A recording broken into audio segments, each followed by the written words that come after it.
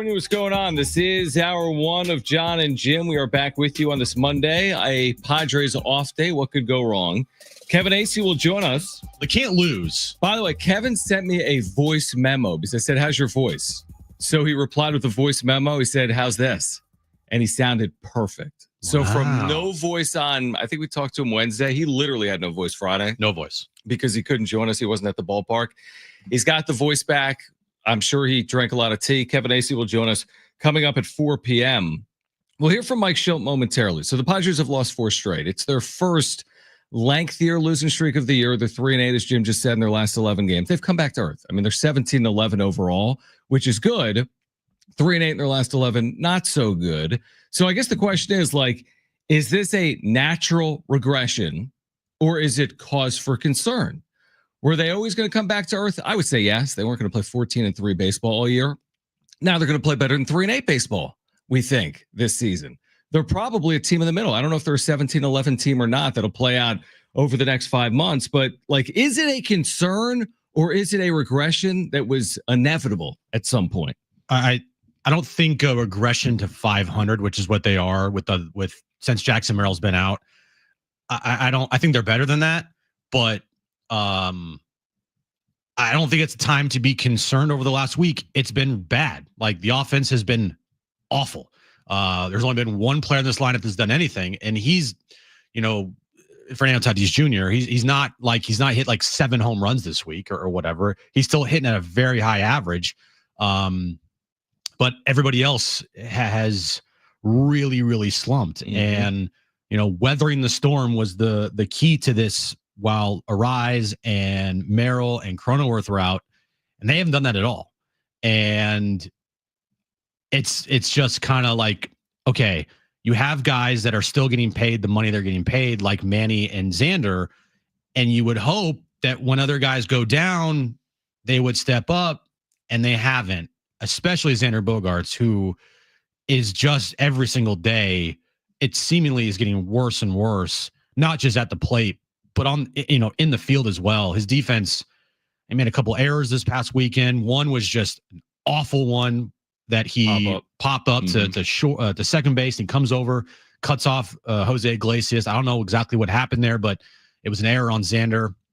And all in all, the guys that they still have in this lineup that are expected to produce and they're paid to produce have not done anything in the absence of the other players that aren't in the lineup right now. I think if you want to boil it down to individual players, I'd put way more of it on Xander than I would on Manny. Way more of it. Because Xander has failed to come throughout all periods of time. When the Padres have been good, 2024. When the Padres have been bad, 2023. When the Padres have dealt with injuries, 2025. Xander's never been reliable. Manny has been reliable. Now, he's had stretches like the one he's in right now where he hasn't hit, but the team hasn't hit. Yes, the expectations for Manny are higher, but Xander hasn't come through at all. Like, give me the circumstance where Xander comes through. Manny has come through. Maybe not in the last 11 games, but not all players are going to perform every week.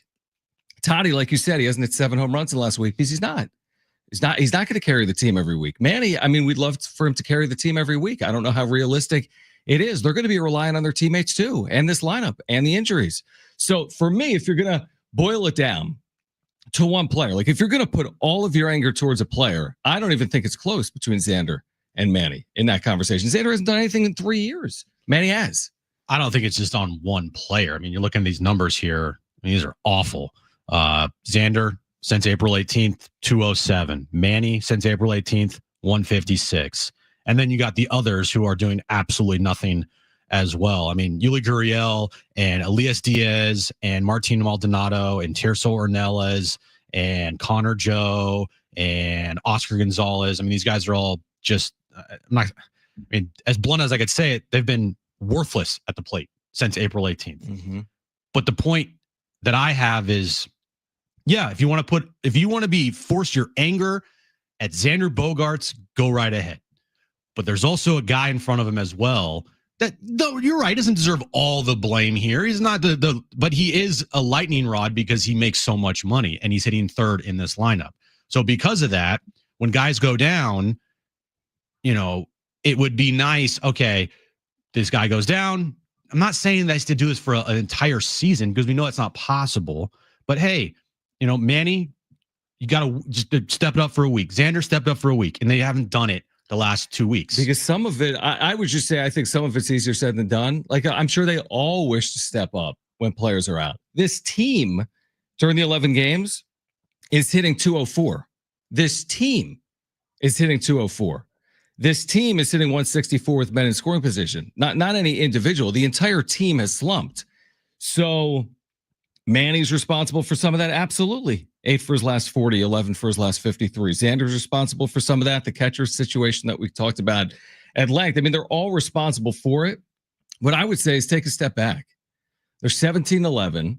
They hope to get Luis Arraez back as soon as Tuesday. They hope to get Jackson Merrill back as soon as Friday. So I don't think they were as good as what we saw the first 17 games of the year. I don't think they're as bad as what we saw this weekend against Tampa. It was bad. Shouldn't be getting swept at home by Tampa. They were swept at home last year by the Rockies. They went 93-69. Over the course of 162, they are a bad series. Yeah. They just went through one. Hopefully it's not a sign of things to continue. Hopefully they can snap out of it. But I'm not gonna go crazy over a 4-game losing streak, considering the situation that they're in overall at 17-11 and considering some of the injuries they've dealt with. But yes, these players need to play better. I think inevitably Manny's going to play better. Oh, we've both said it. Manny will put up his numbers. I can't say that about Xander. No, Xander's not, because Xander is a shell of himself. If that's as kindly as I could put it. But Manny will put up his numbers. Absolutely, he will. It's just frustrating.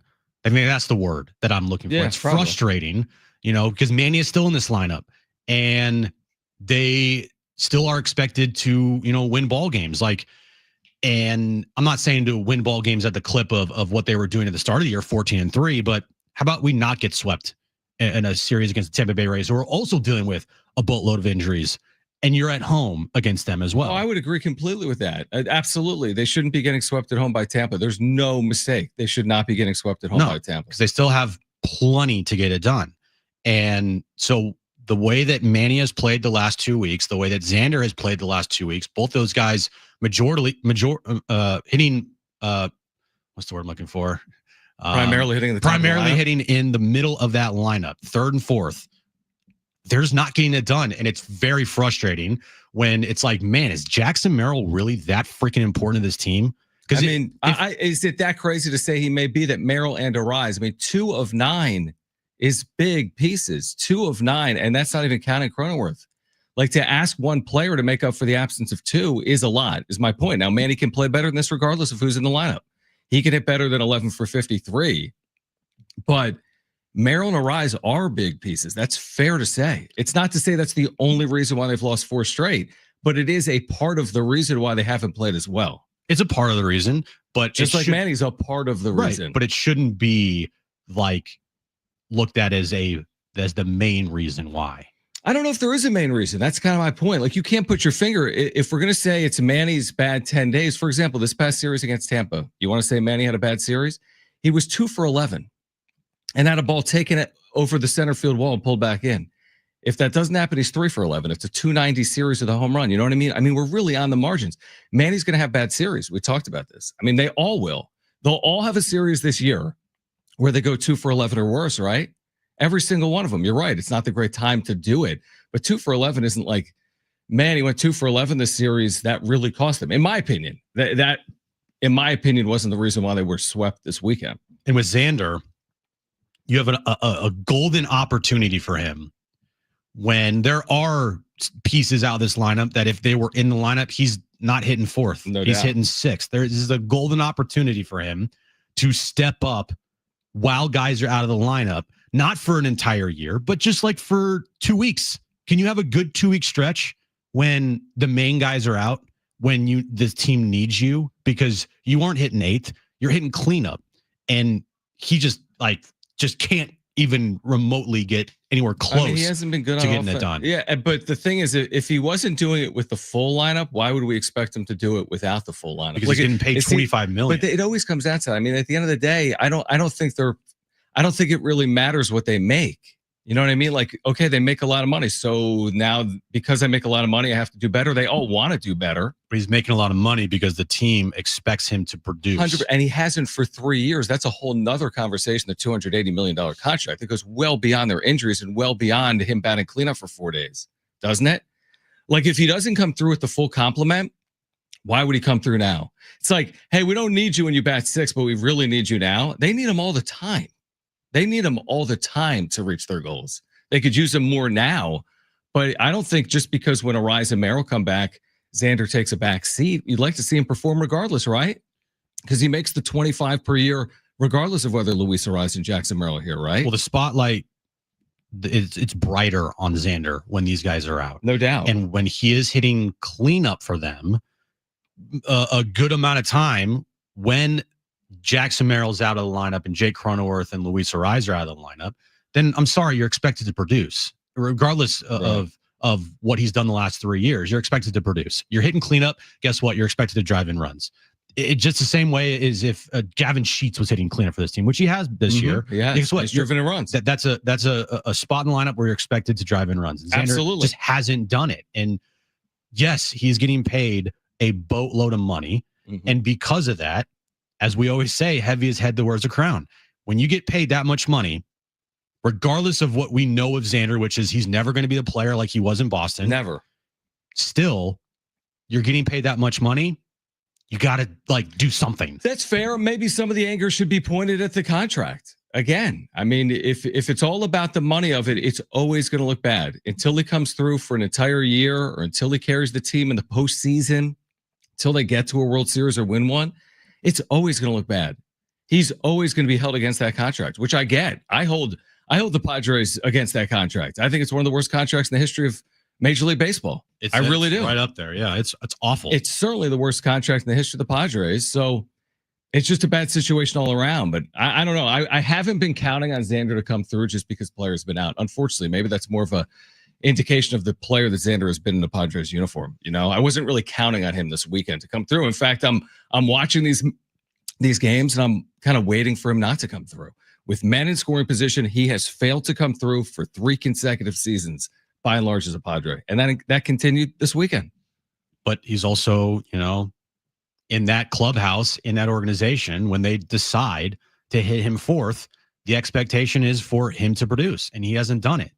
Yeah, I mean, I would say the expectation is for all of them to produce, probably, right? Like, if you're in the lineup, you got to produce, and that includes Xander, that includes Manny, but that includes the whole team. It's at 200 over their last 11 games. The whole team has hit 200 over the last 11 games. But that's not good enough. But also, like Tirso Ornelas and Gavin Sheets and Martin Maldonado and Oscar Gonzalez, they're not even making a fraction of what Xander Bogaerts is making. They're not. But I mean, they're going to be a team regardless. I mean, I don't know. They're going to have to win with guys that don't make as much as Xander Bogaerts too, is the way I look at it. We have injury updates on the Padres on the other side. We're going to hear from Mike Schilt as well. Kevin Acee at 4 p.m. Jon and Jim. San Diego Sports Traffic. This report is sponsored by the Jim Buttrell Real Estate Team. South 5 at Del Mar Heights, there's a collision blocking the slow lane. The crash on the East 94 Bancroft Avenue off-ramp looks like a lane is blocked there. South 15B4 Valley Parkway, watch for a tire in the middle lane. I'm Mark Zegan, San Diego Traffic. Would you like to know what your home would sell for today? Get a simple text message with your home's value by texting your address to 855-600-6000. You'll get no phone call, just a text. Jim Buttrell has the buyers. Simply text your address to 855-600-6000. SDCCU's checking accounts are awesome. You can check your balance anywhere with the SDCCU mobile app. You can use your debit card everywhere you shop, and you'll get access to over 30,000 surcharge-free ATMs. And for a limited time, listen to this. If you open a free checking with eStatements account at any of their convenient Southern California branch locations, you're going to get a free ticket to Legoland California Resort. Yeah, federally insured by NCUA while supplies last. For details, go to sdccu.com/Legoland. Autism isn't just one thing, it's many things. Autism is recognizing our strengths and not being defined by our struggles. It's meeting challenges, big and small, and inspiring a more equitable and inclusive future. Autism is being accepted and loved for exactly who we are. For resources and to support our mission, go to autismsociety.org. the Autism Society of America, celebrating 60 years. Are your monthly bills keeping you up at night, wondering how you got so behind? Hey, I'm Roger Moore, CEO of Loan Pronto. I get it. Life is expensive now. Insurance, groceries, cars. And then there's the credit card debt with those obscene interest rates. It's time to regain your financial freedom. And that's what we offer at Loan Pronto, using the power of the equity in your home. We have multiple ways to get you the cash you need, and most clients close in 2 weeks or less, and many don't even require an appraisal. And listen, rates have been plummeting recently. We just locked a homeowner in with an APR in the low fives, saving her over $1,000 per month, and put $10,000 in her pocket. Life-changing money. Whether you're drowning in debt, have a nosebleed rate you got last year, need home improvements, or simply need cash in your pocket, we can help you accomplish this goal in record time. Call us today and get started with no hard credit pull, just a conversation. LoanPronto.com, 619-207-4336. LoanPronto.com. That's LoanPronto.com. Equal housing lender, NMLS 1661781, subject to lender approval, NMLSconsumeraccess.org. Every day, families with a hospitalized child find comfort at our San Diego Ronald McDonald House. Right now, you can help, all while giving yourself a chance to win big. The San Diego Giving Back Raffle is your chance to win an incredible multi-million-dollar Carlsbad Beach House, luxury vacations, high-end cars, and so much more. But more importantly, every ticket helps families stay together during life's toughest times. Visit sdraffle.com to get your tickets today. That's sdraffle.com. The new iHeart app just looks better. The best feature of a car radio on the app. It's the presets. Super easy. And thank you for keeping it free. Get in on what everyone's talking about and get the new and improved free iHeart Radio app today. iHeart Radio. It's SDFC Midweek Live. Get the latest news and analysis from our home team, San Diego FC. LAFC, LA Galaxy, Real Salt Lake, Seattle Sounders. What do those four clubs have in common? SDFC has beaten all four of them. Plus a preview of the next matchup on the pitch. Listen Wednesday night at 6. Hosted by Darren Smith on your exclusive home of San Diego FC. San Diego Sports. 760. America's finest sports station.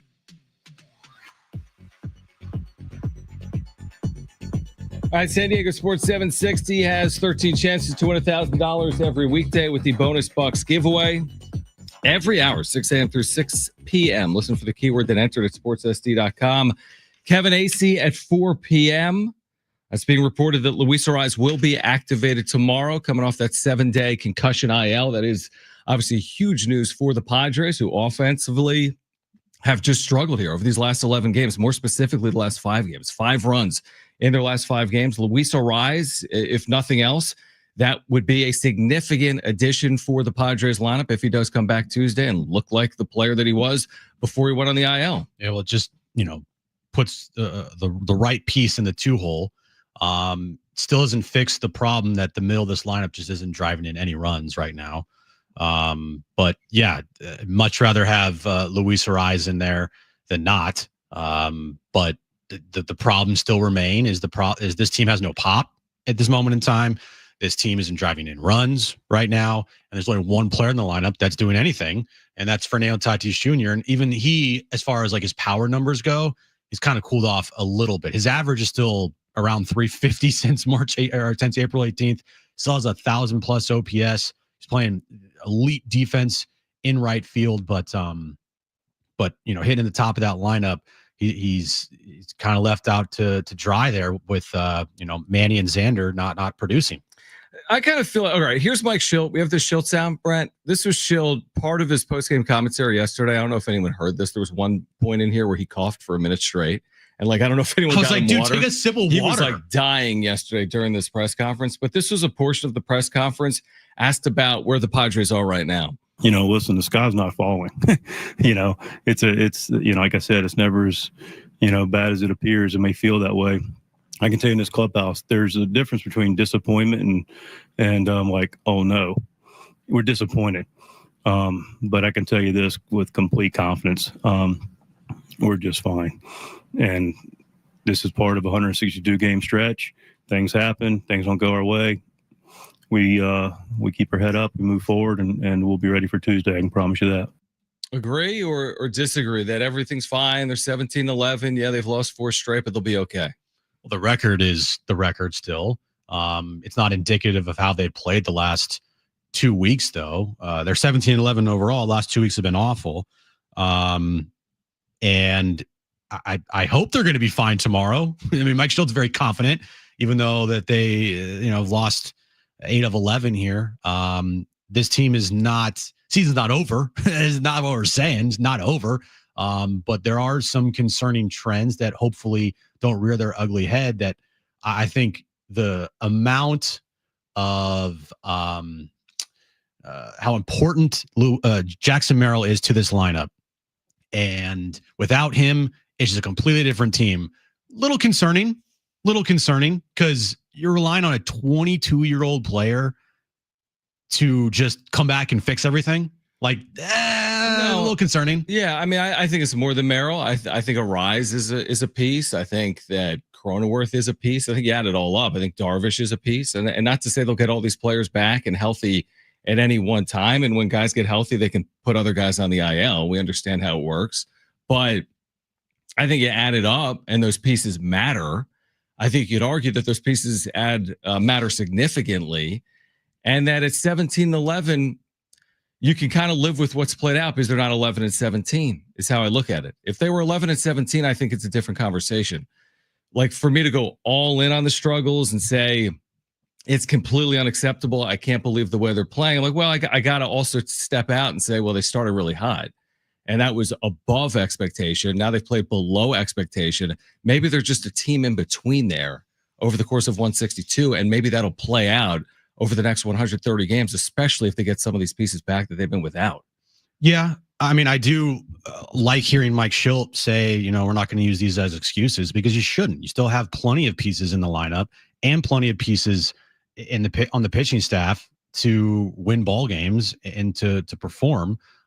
It's just the depth of the team is really showing its cracks when Oscar Gonzalez and Tirso Ornelas and Yuli Gurriel and Martin Maldonado and Elias Diaz are in the lineup and hitting every single day and playing significant time, especially when Manny and Xander in the middle aren't doing anything right now. Then it shines a bigger light on the other problems with the depth of the team, especially in the lineup. Yeah, I guess what played out when they went 14-3. Do we think that's real? And like I thought that was. I mean, the team that we saw on field when they went 14-3 had the makings of being a really good team. We both said that, right? Yeah, but we both said that the 14-3 stretch is not the real 100%. Just like I'm not, and just like I'm not saying this 3-8 stretch is not the Padres.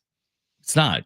So if the 14-3 stretch isn't the Padres, I mean, I think most people would be foolish to say the 3-8 stretch is the Padres. They're not going to play at this clip. I think for me, it's not about that. It's more about the frustration that you get when guys are down and it's next man up mentality, and the next man up that's making $25 million and $30 million aren't producing. Yeah, I don't even know if they're the next man up, though. They're just always up, aren't they? I don't see Xander as the next man up. I see him as a piece that's supposed to supply.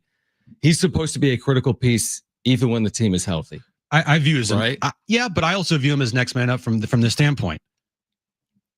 He's not hitting cleanup when the other guy's in the lineup, correct? When the other guys are in the lineup, he's not. No, of course not, because their cleanup batter is out, right? Jackson Merrill? Yeah, Jackson Merrill's bad at cleanup for him. I mean, at times. And then Manny Machado's bad at cleanup because Jackson Merrill's been hitting the 3-hole. And so next man up for me, it's all right, who's going to be stepping up into the cleanup spot for this team while these guys are out? That's Xander. Dude, I'm with you on Xander. I mean, I would point all the criticism at Xander. I mean, he's the easiest target in the world. I mean, there's no argument from anyone. No Padre fan or listener is going to argue with the idea that Xander Bogaerts has to do better. No, it's the easiest thing in the world to say. But and it's frustrating that over this stretch of time, the 3-8 stretch, kind of falling back down to earth a bit here while the guys are out. Other than Tatis, had a bunch of nothing. I agree with that, and that's why they're 3-8. Yeah, their offense has been anemic, right? And to put any blame on guys like Tirso or Maldonado, like it's hard for me to really do that. Now, Maldonado shouldn't be on this team. I mean, it's ridiculous. He's awful. I mean, it's just completely awful. Tirso, I like the kid in over his head. He's not a big leaguer right now. He's with one hit. You can see it at the plate. He's just not it. Jose Iglesias, nice piece. I like him a lot. But I guess he has no pop. Right. Right. He's a great piece to fill in. And in the time that Jake's been out, he's been fine, not great or anything. Yep. So with all that being said, like, you look towards the middle of the lineup, and the middle of the lineup, they haven't, like, in the wake of these injuries, said, don't worry, we got this for now. Like, we're not going to be the 14-3 clip, obviously, because, we're decimated by injuries, but, we're not going to let this thing go to like a sweep, get swept by the Rays and lose 3 of 8 and lose 4 in a row. Like, we'll take care of this. We're not going to be awful. We're not going to be great, but we'll be somewhere in the middle. And they haven't done that. Right. But over the course of 162, let's see if they are. Yes, in this extreme short term, you're 100% right. But it might not be their only 3-8 stretch over 11 games this year. Just like the 14-3 might not be their only 14-3 stretch over 162. We don't know. What right now, a 3-8, the Padres last year had a 3-8. And they won 93 games. And that's the second most wins in the history of the franchise. That's why I'm not overly concerned with their play right now. All right, we have health updates on the Padres, including Luis Arraez. On the other side, again, it's a Padres off day. Kevin Acee will join us at 4 p.m. NBA playoffs, NBA draft. Padres have lost 4 straight for the first time this year. It's Jon and Jim. On the brink. The Wolves win it 116-113. Now it's back to SoCal for Game 5 of the series. Timberwolves, Lakers. Reeves driving. Reeves pulls up. Got to the rim. In with 10 seconds to go. Wednesday, we get underway at 7 on your home for Lakers playoff basketball. San Diego Sports. 760. America's finest sports station. Doja Cat, Gwen Stefani, David Guetta, Meghan Trainor, and more. Wingo Tango presented by Fiji Airways. May 10th, Huntington City Beach. All ticket prices go up May 2nd, so get yours now at AXS.com. New at Sombrero, potato roll tacos. Classic roll tacos, now potato filled. Feeling saucy? Try them loaded. Top of grilled protein and creamy jalapeno lime or chipotle sauce. Roll in today. Sombrero. We cater too.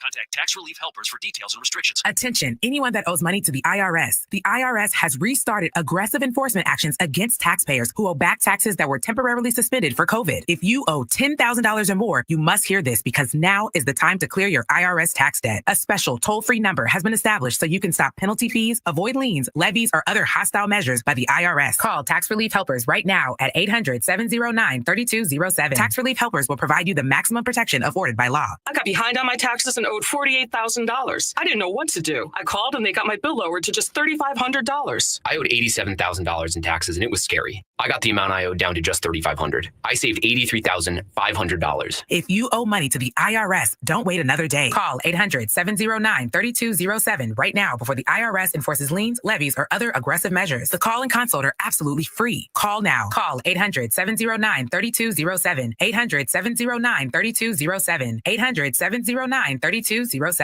Shopping with your parents can be embarrassing. Why would they sell jeans with holes in them? I'm going to speak to the manager. Mom. That hoodie is giving. You should get it. YOLO. Thanks to the Chase mobile app, your kid can shop independently while you keep an eye on their spending. So you can go from We can be twinsies. to How was shopping? Saw you stayed on budget. thanks, Mom. Freedom for kids, control for parents. That's family banking from Chase. Account subject to approval. Chase mobile app is available for select mobile devices. Message and data rates may apply. JP Morgan Chase Bank N.A. member FDIC. Well, good morning, kiddo. I love that you're home from college. I've missed you. Still taking your nature-made vitamins? Every day. A multivitamin and a probiotic. You better be taking yours. Still looking out for me, Mom. I'll never stop.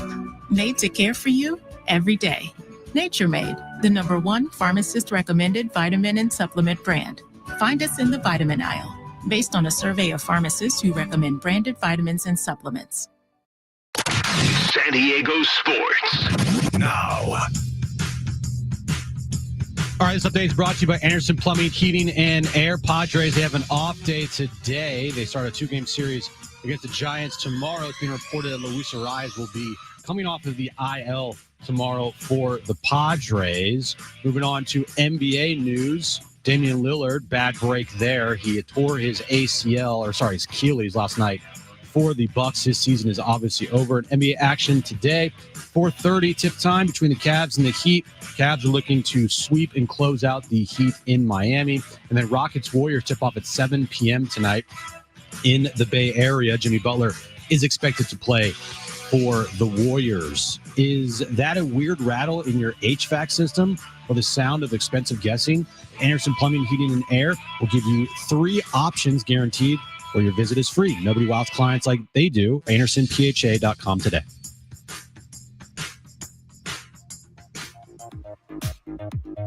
All right, Jon and Jim, Kevin Acee at 4 p.m. I put this in our YouTube chat, a poll. Who do you blame most for the Padres' current struggles?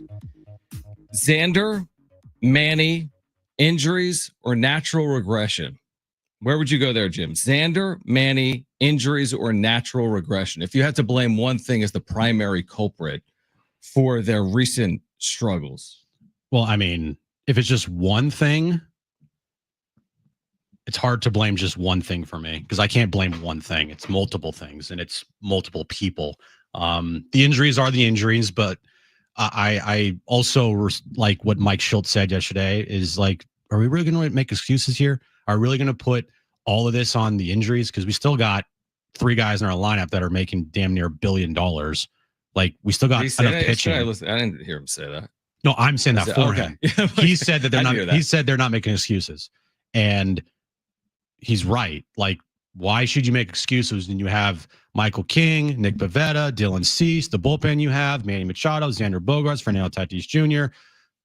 I mean, are we just going to sit here and be like, man, Jackson Merrill's that important to this team? That's not fair to Jackson Merrill. Okay, so the injuries for you aren't a part of it. They're a part of it, but they're not the sole reason why. Yeah, well, there is no sole reason. Right. It's what is the primary culprit. I agree. There's no sole reason. Just like the injuries matter, just like Xander matters, just like Manny matters, just like the front office matters, just like regression was probably inevitable. When they started this 3-8 slide, they were 14-3. So if they would have gone 8-3, for example, over these 11 games, they'd be off to the best start in the history of the franchise. So at some point they were coming back to earth. It happens to coincide with the fact that they have some players out. Now, are they going to get these players back? We saw a report within the last 20 minutes that Luis Arraez is potentially coming off the IL tomorrow. Jackson Merrill's going to Arizona to continue a rehab process. Jason Hayward could come off tomorrow for whatever it's worth. It might be worth something, truthfully. Brandon Lockridge is going to Arizona. Jay Cronenworth is going to Arizona by the end of this homestand, so in the next 3 days. So there are some signs of life from this group of 10 players right now. 10 of their 40-man is on the IL. There is at least some reason to believe that some of these players are going to return sooner rather than later, at least Luis Arraez, like we touched on, and Jackson Merrill, maybe. He's been doing baseball activities. He's heading for Arizona. I think at some point he's going to come off the IL. I don't think this is going to be a season-long situation, and hopefully it's sooner rather than later for Jackson Merrill at this point. I hope so, too, because apparently he's the most important player on this Padres team. I think he's an important player on the team. I don't know if anyone said he's the most important player on the team, but when you're without him, if you're without Luis Arraez, I think he's an important player. If you're without Jay Cronenworth, I think he has value. And if you're without Manny or Toddy, I mean, I think they all have an important role to play, don't they? No, absolutely they do. But it just feels like there's a sense of just wait until Jackson Merrill gets back. Like, just wait till he gets back. Everything will be fine when he gets back. Same thing with Luis Arraez and Jay Cronenworth. Like, everything's gonna be fine when they get back. I think the combination of those leads you to believe they'll be better off when you get that combination of players back. I think that's my belief. Yes, I do. That's my true belief. I do believe that too. But there's a little more of that with Jackson Merrill. There's a little more of, man, this team needs Jackson Merrill back. Just anecdotally, or I've argued and said that Jackson Merrill, what he brings to the team is what Jurickson Profar brought to the team last year, and missing that is a big loss to the team. But 100% agree. But also, the team going in the absolute gutter without him, right? But not really 9-9 without him. 9-9 without him, right? Their average is fine. Yeah. 3-8 the last 11 games, but still, it's like without him, they have played like dog you know what for the last 11 days. Sure. And with them, they played like the opposite of dog you know what, right? They played amazing. They're the best team in baseball. So it's like, is Jackson Merrill that important to the club, to the fact where the Padres would, if they lose Jackson Merrill to injury for any significant part of time, they're screwed? I don't think so. I really don't. I just think this is too small of a sample size to say without Jackson Merrill they're screwed. That's my personal belief, but I also think he makes them better when he returns. 877-767-4760 if you want to weigh in. Like, who do you blame here? Is this just part of baseball? Is this injuries? Is it Xander? Is it Manny? Is it Schilt? Is it Martin Maldonado? Well, Schilt did blame himself yesterday. I know he which did. was interesting. And then when asked what he could do better, he said, I don't know. You can't. What are you supposed to do? He can't get Jackson Merrill in his lineup. He can't get Luis Larraíz in his lineup, and he can't come through for Xander Bogaerts with a runner second and one out. Right. He's not going to. He never is going to blame anybody. He's never going to criticize anybody. He's never going to blame injuries. He's never going to sit there and be like, you know what, the last 11 games, our 3-4 hitters have been awful. Of course not. He's never going to do that. He's never going to say anything. He's not going to blame injuries. He's not going to do anything. He's going to defend his team, which is fine. He's a player's manager. 877-767-4760. Dave wants to weigh in. Dave, you're on with Jon and Jim. Well, thanks again, guys. Yeah. No need to blame. It's basically when you go back to the beginning of the season, listen to Jon and Jim, as we all do, loyally and faithfully, I might add. You said quite accurately, the team has to stay healthy because there's no depth here. And we're seeing we're seeing that scenario play out now. And this is an organization that gave away a lot of pieces. We know that. We've already prosecuted many times, whether that's good or bad or indifferent, in terms of what they got away for the immediate gratification of the World Series they never got. Now, having said that, here's the problem. You can bring back the players, and we don't know how long it's going to take for these guys to get their baseball legs under them, how long it's going to take to get their timing back down. Mm-hmm. So I would also temper things a little bit in that regard and understand, Jackson Merrill may not come back and hit 270. Same thing with Luis. We have bigger problems to worry about. I'm not sanguine right now with what Dylan Cease hasn't done since last year after the Dodgers blew him up. I'm not really convinced that Randy Vasquez is going to be a long-term answer at his point. So this is a flawed team. We know that. You've got a lot of games to try to fix things, but it's not just the injuries. There's a whole lot of other little things here that are combining to make this period of time a little bit miserable for us all, don't you think? I appreciate it, Dave. I think it's fair. Yeah, it's to the point of it's not one single thing. By the way, the reason I'm not overly concerned is they could be 6 games over 500 at the trade deadline. I'd be adding. They're 6 games over 500 right now. I mean, they have to remain there, but I don't think they have to play at some ridiculous clip to be in the conversation to be a playoff contender. And I think they proved that last year, 100 games into their season when they were 50-50. Yeah, I think you think I am concerned about this, and I'm not. What I am saying is I'm looking at the stretch that they have been in has been extremely frustrating because they have guys in the lineup that are paid a lot of money to produce. And over the stretch with all these injuries, they haven't produced. There's not a part of me that is concerned that it's going to turn into the 2023 Padres. What I am saying is looking back at the stretch, it is very frustrating when Xander is hitting cleanup as much as he has been, and he's done jack, you know what. Manny's sitting in the 3-hole, and he's cooled off a lot since the start of this season. Xander, and that is just so frustrating to see when you wanted these guys. Okay, Jackson's out, Cronenworth's out, Arraez's out. All right, don't worry, guys. We got this while you're out. And they haven't done it. They haven't. Let's put it bluntly. Xander has been awful. End of sentence. He's been frustrating. Not during the 11 games. He's been frustrating. If you've watched the Padres the last 3 years, he's been frustrating. Period. Not during the 11 games. Not during the 4 games. All of the games. Give me his marquee moment as a Padre. It was when I ruined the press conference. Exactly. Give me his on-field. Give me 2 moments you recall of Xander in the clutch. I'll wait. Yeah. So he's been frustrating. I know. He's been frustrating. I mean, we could go further. You could go way further with that.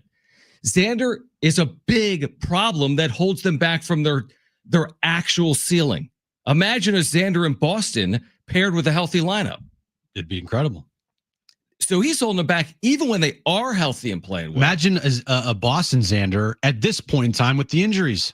Then it's okay. Don't worry. I'm stepping up.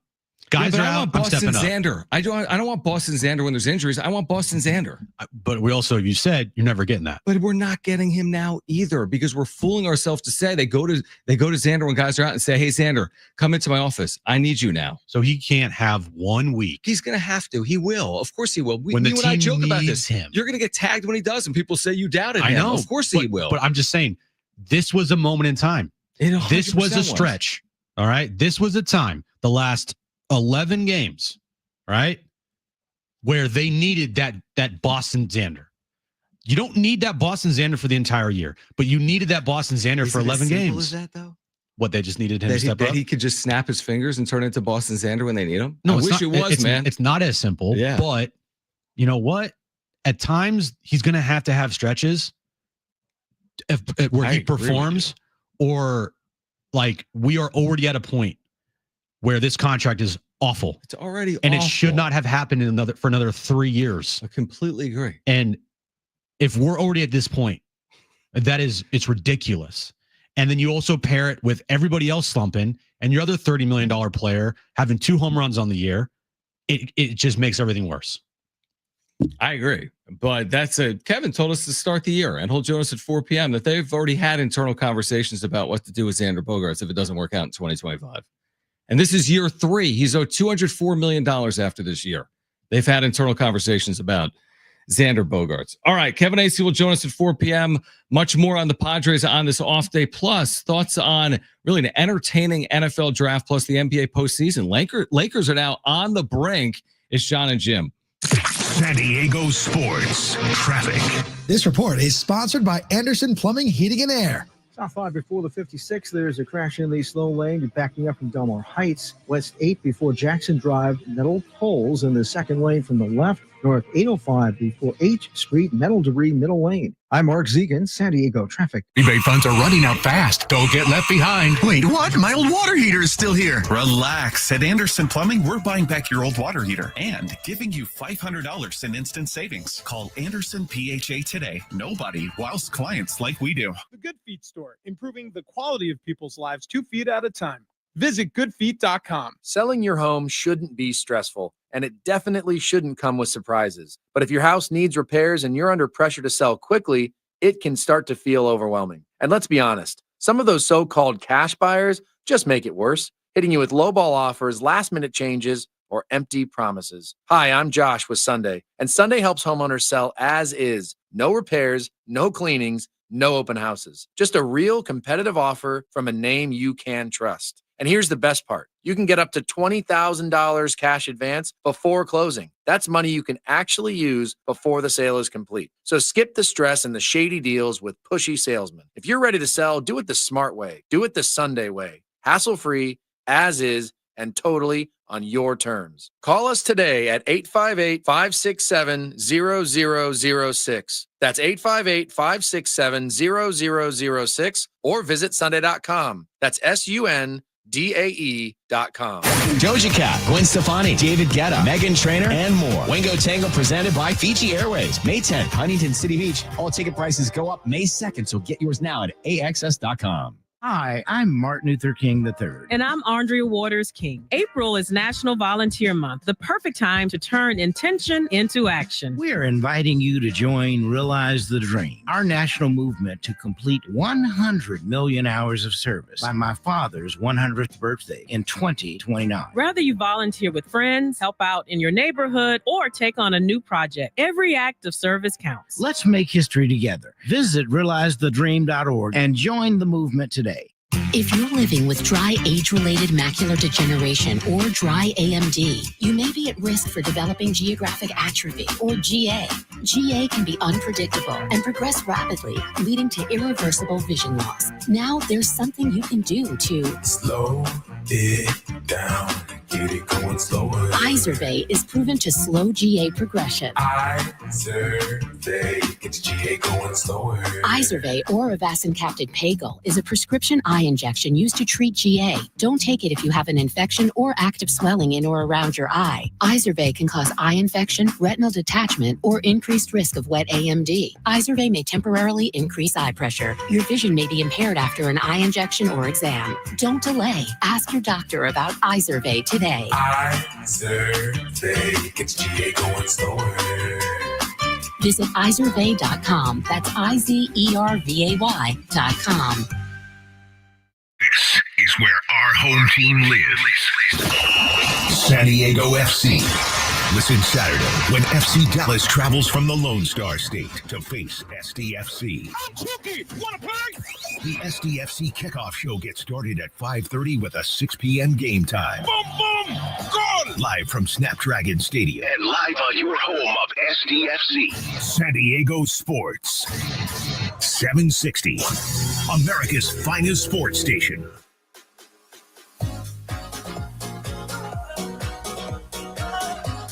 All right, Jon and Jim, San Diego Sports 760. Make sure to download the all-new iHeartRadio app. You can listen to Jon and Jim live weekdays from 2 to 6. Put us in your top preset position. You can put Jon and Jim in your presets. Listen back to any hour or interview on the show. Plus, you can listen to live play-by-play on the iHeartRadio app, SDFC, San Diego State, and more. Download it today. You can hit us up on the text line. People are texting in just about this weekend. It was a disappointing weekend for the Padres. Obviously swept at home by Tampa. Rays came in 11-14. Rays have now won 5 straight. They won a series in Arizona. They swept the Padres.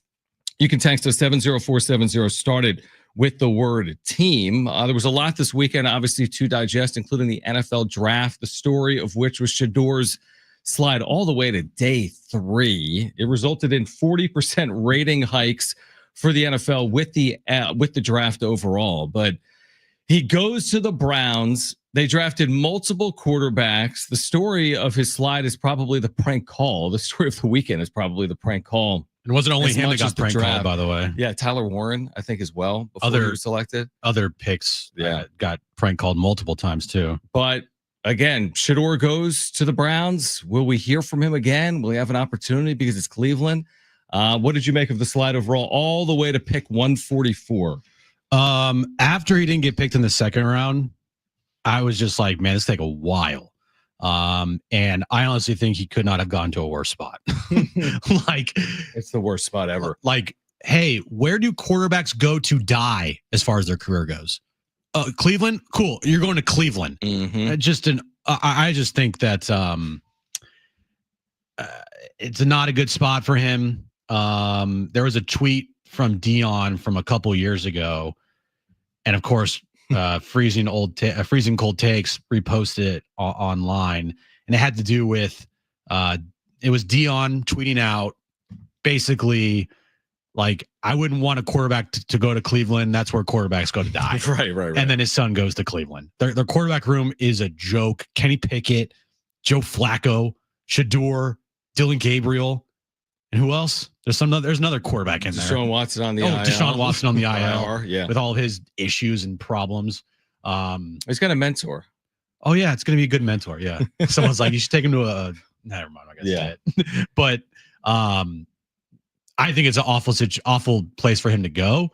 And if he overcomes that and he becomes like a 10-year starter for the Cleveland Browns and makes multiple Pro Bowls and whatnot, then he's like the greatest quarterback ever. But good luck. Yeah, it's been 40 years since they've had like a 5-year starter in Cleveland. The one thing I would say is he might end up on the field because he's with Cleveland. Like, if he ended up with a lot of these teams, there's no chance. You're not supplanting the starter, but there is no starter in Cleveland. That doesn't mean you're going to succeed. It could be an abject failure. Like, what are the expectations in Cleveland next year without Deshaun Watson and with that quarterback room? 1 win, 2 wins, more than that, 3. I mean, but with that quarterback room, I mean, is that going to be a? Well, they'll win games. They have a good defense still. Okay. Well, how many games did they win this past year? Not too many, I guess, for them to be picking as high as they were. 4 or 5. I mean, they had the so fifth what are the pick in the expectations? draft. 4 wins? I mean, more than 1. Okay. They're not going to be the worst team in the NFL. They're the worst but team. They're not going to be great, right? No, they're not going to make the postseason. Okay. But they win last year? I don't know, but I'll find out. Because they had the fifth pick on the. No, they had the second. Wait, they were 3-14. Okay, so they'll have more than 1 win. Okay, but I said, what are the expectations? 1 or 2? They're coming off a 3-win season. I think they don't even have their quarterback. Yeah, that's going to be an issue. Yeah.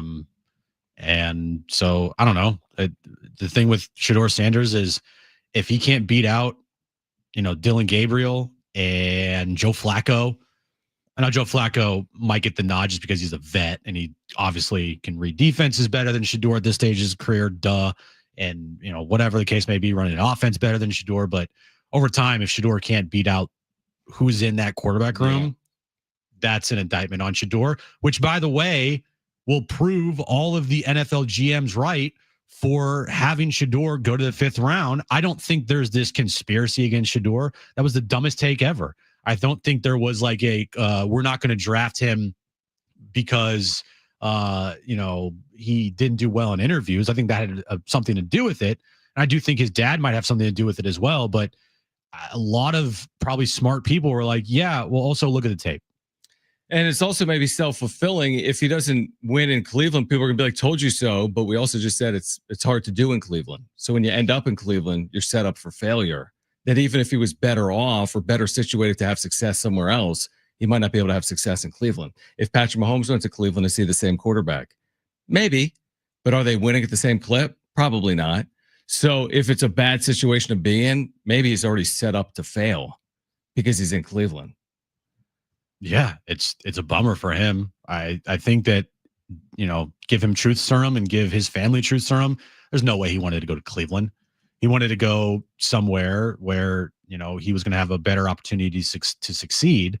Now, again, if you were to be drafted by the Giants, is that a better opportunity to succeed? Probably not. But it's money if you go 3rd overall. But still, yeah, even if he got picked by the Giants later in the 1st round when they traded up to get Jackson Dart, maybe that may be better. But yeah, at the same time, he would probably be sitting behind Russell Wilson and Jameis Winston to start, and that might have helped him. Cleveland, they're probably going to be like, all right, who's gonna get the starter job? It's an open competition.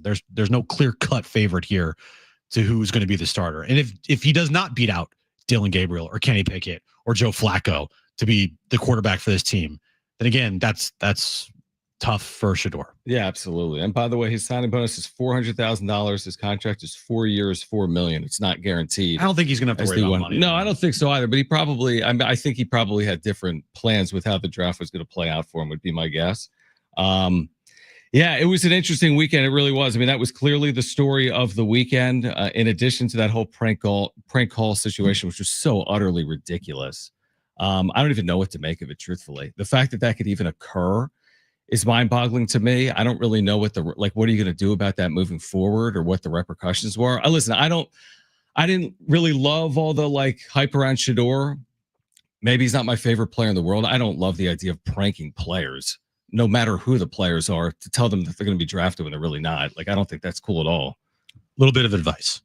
If you're going to do this prank call, probably not a good idea to film yourself doing it and then post it. Because you're the son of the DC for the Falcons. Yeah, probably is that easy to figure out? Not a good idea to film yourself and then post it online. Yeah, thinking that you're funny. It's just not going. If you want to film yourself and keep it with your friends, I mean, I still think you're an idiot for doing it, but it's even dumber to then post it online after you did the prank call. So dumb. All right, next hour, Is That Good? The best and worst of the sports weekend. Kevin Acee is our Padres insider. He will join us coming up at 4 p.m. here today. It is a Padres off day. Hour 2 of Jon and Jim. That'll come your way next. In today's Marketers Report, Erica Taylor, Chief Marketing Officer of Genentech, weighs in on audio's ability to reach any audience. Everyone is listening somewhere, somehow. So it's a great way to take something very precise in what we're trying to do to reach patients with something that I think we can all agree is somewhat broad in reaching many, many different audiences. As the #1 audio company, iHeartMedia can get more people to hear your message than anyone else. For better results for every budget, visit iHeartAdvertising.com. Are you drowning in IRS tax debt? I owe the IRS $37,000. Get ready for a toll-free hotline. Take advantage of new IRS tax forgiveness programs that may protect you from IRS collection agencies. They have the power to garnish your wages, put liens on your property, and levy your bank account. Civic Tax Relief can help protect you from the IRS. Civic Tax Relief basically represented me against the IRS, and by the time everything was completed, I didn't know the IRS anything. Find out about the Fresh Start program that is now available through Civic Tax Relief. Civic Tax Relief's special tax hotline can help you discover all the relief programs available for free. I would recommend anyone who has a tax problem to contact Civic Tax Relief. Just call 800-506-5803.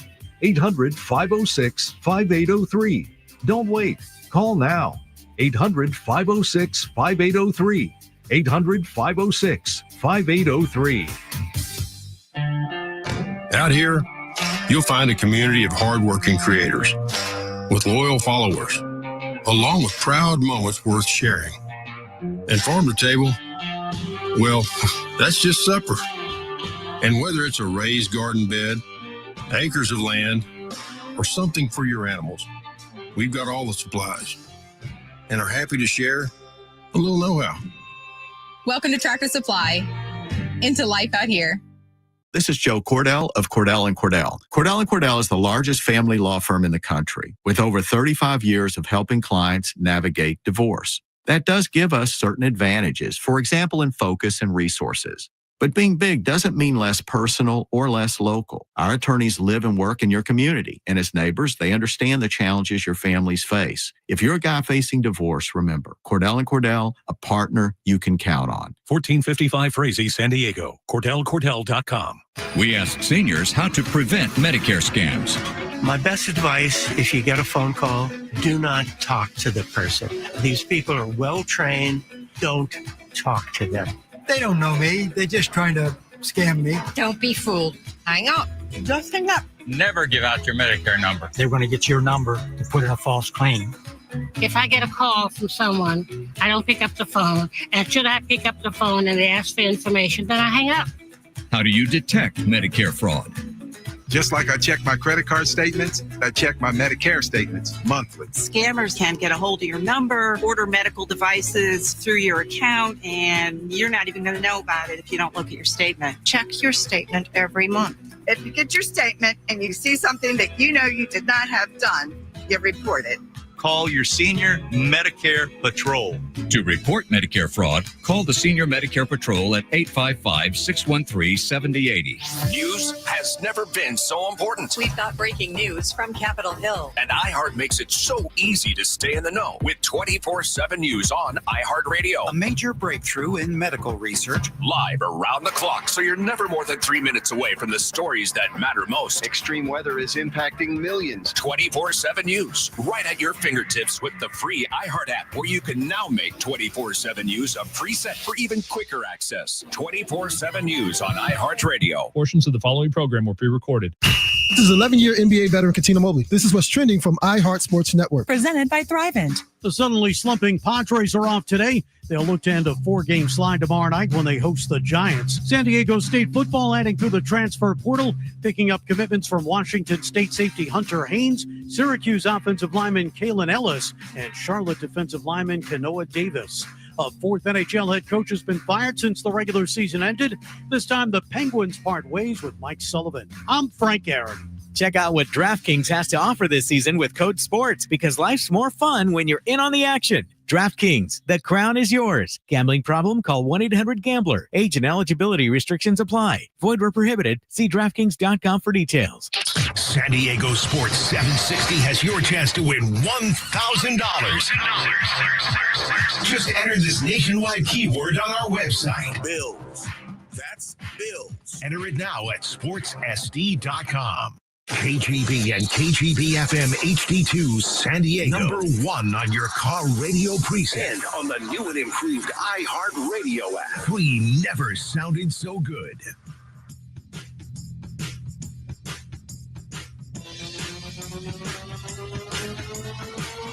This update is brought to you by Progressive Insurance. We'll start with the Padres. They have an off day today after getting swept by the Rays. They've lost 4 in a row. They're 3-8 in their last 11 games. Tomorrow they start a series, quick 2-game series with the San Francisco Giants. NBA news of the day, Damian Lillard is going to miss for the remainder of the postseason and likely all of next year, as he tore his Achilles last night in the Bucks game against the Pacers, where the Pacers now are ahead in that series 3-1. And tonight, NBA playoff action. Cavs Heat, 4:30 tip time. Cavs are looking to sweep the Miami Heat in Miami. And then Warriors and Rockets, game 4 in the Bay Area. 7 p.m. tip time there. Jimmy Butler's expected to play tonight for the Warriors. And now a Progressive ad brought to you by Progressive Insurance. Drivers who switch to Progressive could save big with Progressive. This has been a Progressive ad from Progressive. See if you could save at 1-800-PROGRESSIVE or Progressive.com. A sweep at Petco versus the Rays? The Rays win this one. It's a 4-2 final as they sweep the San Diego Padres. With the Giants coming to town, what has to happen for Mike Schilt and the fellas to get back on track? Time to solve some issues with Jon and Jim. All right, San Diego, Southern California, what's going on? This is hour 2 of Jon and Jim. We will have our Padres insider, his voice is back. Kevin Acee will join us coming up at 4 p.m. to talk about the Padres on this off day, their health, their struggles, just 3-8 in the last 11 games. Also this weekend, SDFC suffering a third straight loss. I think currently in 7th place now in the Western Conference, still only 10 matches in, 24 matches to play. They lose at home for the first time in franchise history in Major League Soccer. So they are dealing with their first losing streak in franchise history, Jim. They've lost 3 straight. They're back home this weekend taking on Dallas, but not just the Padres dealing with some adversity. I would say SDFC as well, losers of 3 consecutive matches overall. This town has just gone into the tank. Everything's over. Everything's over. Sports should just cease to exist. Why even have sports anymore? I know. You lose one series of the Rays. You get swept by the Rays. I know. Move the franchise. Just sell the team. I agree. Just end it. Just move the team to Idaho. I love that idea. I do too. All teams to Idaho. Yes. That's smart. It's a great place. I think. Not really. Boise. I don't. SDFC. So they've lost 3 straight. Are you concerned or no? Well, it's concerning that they have now regressed here. They just can't score any goals. They had a goal by Chucky, PK over the weekend, but overall, like Mikey Vara said with us, they're not catching teams by surprise anymore. They're a team that is maybe the rest of the league is catching up to them a little bit here, and they're going to have to adjust and adapt, and they're having a tough time doing that so far. Yeah, I mean, you look at what they have to come, and this upcoming month, for example, 4 of 5 at home still. It was 5 of 6. We said 10 points at home, still possible. Win 3 of the next 4, you get 9 points. Tie, you could still pick up 10 points in these 5 upcoming matches, 4 of which are at home, and even more potentially with the game on the road as well in St. Louis. And I think it's still early, even by MLS standards, 10 matches with 24 to play. So it's not like anything's been determined. I mean, there's so much soccer still in front of them. Now, they had some wiggle room early, right? They were like 2nd place in the West. They were, 6-8 points out in front of other teams. Now, all of a sudden, it's a bottleneck just to be in postseason conversation, but it's so early, man. 24 matches, whole season basically still in front of them. I feel like they're still in decent shape, right? Based on the standings, based on what they've done to this point. Yeah, and they're in decent shape, but also what they have done the last 5 matches, it's not good enough. And no one's going to feel sorry for them. No one's going to sit there and be like, oh, well, they're an expansion franchise. It's like, well, they expect to win. They have expectations of winning. And if they aren't performing, then it's disappointing and it's frustrating. And so, yes, it's early, but, early gets late really fast. So they're going to have to figure out a way here to get out of this rut, to get out of this slump here, and start playing like they were playing at the beginning of the year, where they just are not doing that right now. Yeah, to your point, so 1 combined goal in their last 2 matches. They had 8 combined goals in the prior 3 matches, including a win over LAFC and a 3-0 shutout win over Seattle. Again, it's a long year. It'll be interesting to see how they rebound. I mean, they'll get Dallas at home this weekend. They go to St. Louis, and then 3 straight at home. 3 straight. Colorado, Kansas City, LA Galaxy. So big opportunity, obviously, coming up for SDFC over the next month. Most of those matches right here at Snapdragon Stadium, all of them can be heard on San Diego Sports 760. Switching to the NBA, how about the Lakers? Now on the brink of elimination with LeBron and Luka. Luka battling health. Lakers had a chance to win this game late. They had a 3-pointer in the corner at the buzzer that would have won it. It rims out. And Minnesota, I mean, they got to be feeling pretty good. The series isn't over coming back to Los Angeles. But, I mean, what are the chances now for the Lakers, do you think, being down 3-1 in this series? Not great, especially since the JJ Redick just ran his team into the ground. Yeah, he played the same 5 right in the second half. Didn't switch it up. Didn't go to the bench. LeBron played 44 minutes or something along those 44, 45 minutes. Luka played 44, 45 minutes, maybe more than that, 46. And it showed. I mean, LeBron didn't have a point in the fourth quarter. Played great defensively. He had some big plays defensively. But you could tell they were just dog tired.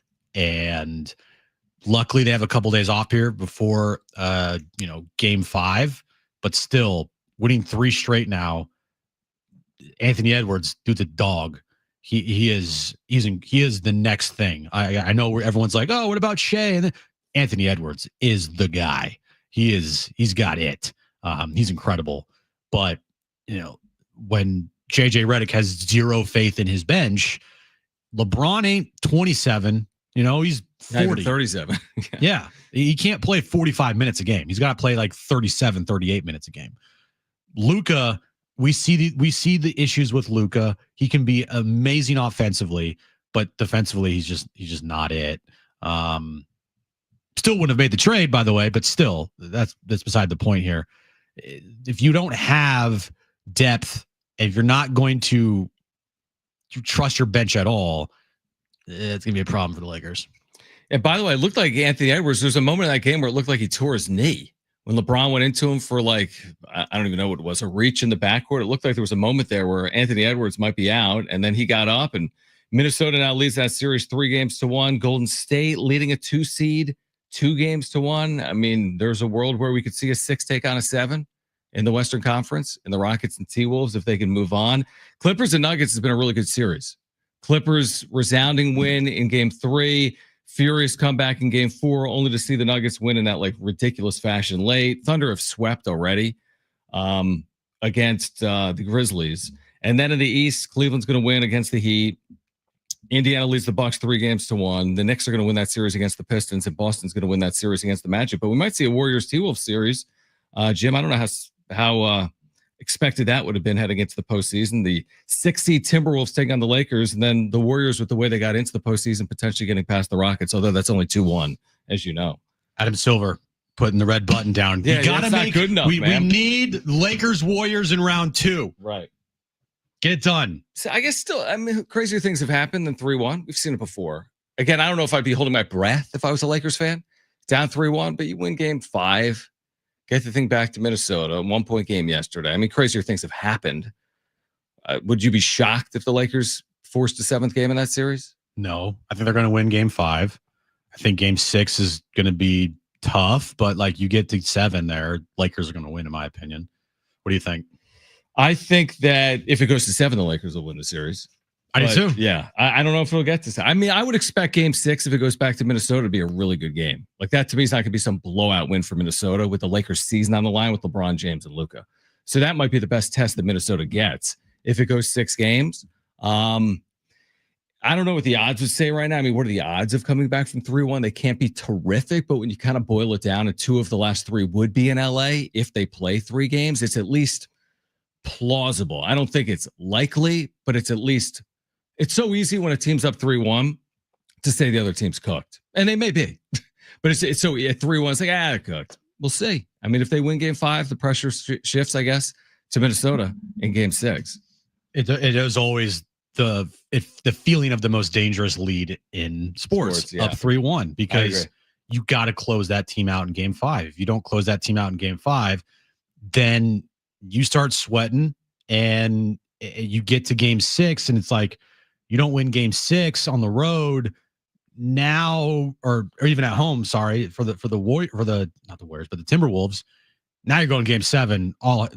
Everything's up in the air, and you're now on the road, and the likelihood of you winning that game is not very high compared to when you're up 3-1. So 3-1 is always so dangerous, and to close them out at minimum in game 6. You got to do it. If you don't do that, yeah, it's a problem. Do the Warriors need Jimmy Butler to win this series? Is he expected to play tonight? He's expected to play tonight.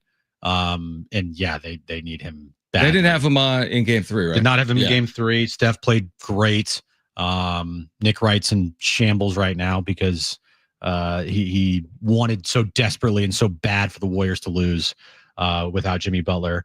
But they won, and now with Jimmy Butler returning, I don't know his like percentage how healthy he is, but 70% Jimmy Butler is better than a 0% Jimmy Butler. Right, exactly. No, 100%. All right, so Jimmy Butler expected to return. That game is tonight, right? It's tonight, yep. Okay, what else is going on tonight in the NBA? Is that the only game?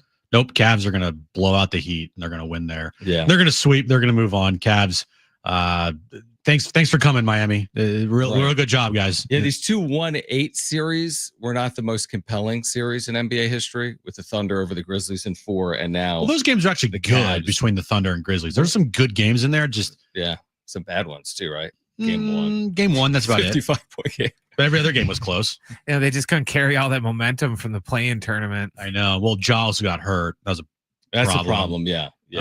But the games were close other than game 1. Game 2, they won by 22. Games 4 and 5. Look at game 4 and 5. 3 and 4? Or 3 and 4. Yeah, they were. They came back from 25 down in game 3, something like that. 25 or 26 down in game 3. So, yeah, Oklahoma City, I mean, you look at their regular season, they won the West by 16 games. Their average margin of win was 13 points. I mean, I don't know. I mean, they easily could win the NBA Finals. It's not what people are necessarily looking for or hoping for or expecting, but they won the Western Conference by 16 games. What's the last team to do that? Probably the Warriors. Okay. So it's been, and what did they do? Probably win the NBA Finals. Probably. Actually, I don't even know if they won by 16 games, but there was actually better teams back then as far as like the top of the conference goes. Gotcha. I don't know. Good talk. All right, back to the Padres on the other side. Jon and Jim. San Diego Sports Traffic. This report is sponsored by San Diego Mojo. Traffic on the South 5 building, Pacific Highway into downtown, then from the Coronado Bridge to the 54. South 805 slowing Mira Mesa Boulevard to Governor, then from the 163 to the 15. There's a crash reported South 805 before Home in the Center Divide. I'm Mark Zegan, San Diego Traffic. Get ready to serve up some excitement with Major League Volleyball. Your San Diego Mojo are here at Viejas Arena, so you can get close to all the volleyball action. Get tickets starting at $15 at letsgomojo.com. That's letsgomojo.com. Autism isn't just one thing. It's many things. Autism is recognizing our strengths and not being defined by our struggles. It's meeting challenges, big and small, and inspiring a more equitable and inclusive future. Autism is being accepted and loved for exactly who we are. For resources and to support our mission, go to autismsociety.org. The Autism Society of America, celebrating 60 years. All right, guys, it is Jon and Jim for the all-new Humboldt Casino and Resort, the Players Place. This is the final Monday in April for a chance to win big with Monday Night Live. 10 winners every hour, 7, 8, 9 p.m. Odds better than ever. Earn entries all month. 2 times the entries Wednesdays. $500 cash for all winners. Up to $25,000 cash as well for a grand prize winner. It's a promotion you won't want to miss. Join them for Sunset Trivia every Tuesday from 8 p.m. to 10 p.m. and compete for prizes at your favorite casino. Plus, enjoy 50% off classic sushi, nigiri, hand rolls, and any of their featured ramen bowls every Tuesday through Thursday. Now through May 23rd, exclusions do apply. All right, endless dining 5 nights a week. It's gotten better at Tony Gwynn's. They've gone over the top. Crab, shrimp, dynamite salmon, and more. They've got a carving station for those who like a little turf with their surf. It's the all-new Humboldt Casino and Resort, the Players Place. San Diego Football Club, the newest Major League Soccer team, is here. SDFC is honoring those that serve with Military Appreciation Night on Saturday, May 3rd. The first 30,000 fans receive an SDFC military camouflage flag, courtesy of DirecTV. Celebrate the evening with an exciting halftime tribute to our armed forces. Kickoff is set for 6 p.m. Get your tickets at sandiegofc.com/tickets. That's sandiegofc.com/tickets. Don't miss this incredible event. Hey, it's Fletch. If you haven't downloaded the Prize Picks app yet, do it now. Download Prize Picks today. Use code Fletch to get $50 immediately. The app is super easy to use. To create a lineup, all you got to do is pick more than or less than on a few player stats for a shot to win up to 2,000 times your money on Prize Picks. You can mix and match player projections from different sports. Combine your favorite basketball players with players from baseball, hockey, esports, and much more. If your lineup isn't perfect, Prize Picks invented the flex play, which means you can still cash out or double your money even if one of your picks doesn't hit. It's all about you. That's why Prize Picks puts their members first. All withdrawals are fast, safe, and secure. When my picks hit, I can get my money in as quick as 15 minutes, and you can too with Venmo, Apple Pay, MasterCard, and more for quick and easy deposits into your bank account this sports season. Download the app today. Use promo code Fletch to get $50 instantly after you play your first $5 lineup. That's code Fletch to get $50 instantly after you play your first $5 lineup. Prize Picks. Run your game.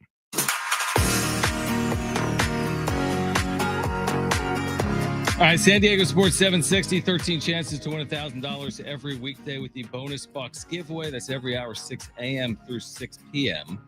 Listen for the keyword that enter at sportsSD.com. Kevin Acee at 4 p.m. You look up here at the end of April, and this division has been awesome. I'm talking about the NL West. Padres still off to a good start overall, 17-11. Look around this division right now. The Giants have played incredibly. 19-10. Dodgers have played well enough. 18-10. Shoot, Arizona's 15-13. The Rockies really shouldn't be spoken of. They've lost like 15 of 16, or I don't even know what they've lost. 6 straight, 4-23. Overall, Giants will be here. I mean, this isn't getting easier. Now, it's only a 2-game series. It's not the end-all, be-all, but certainly not getting easier. And this division has been probably better than advertised, right? It's the best division in baseball. And it's going to be a dogfight for sure.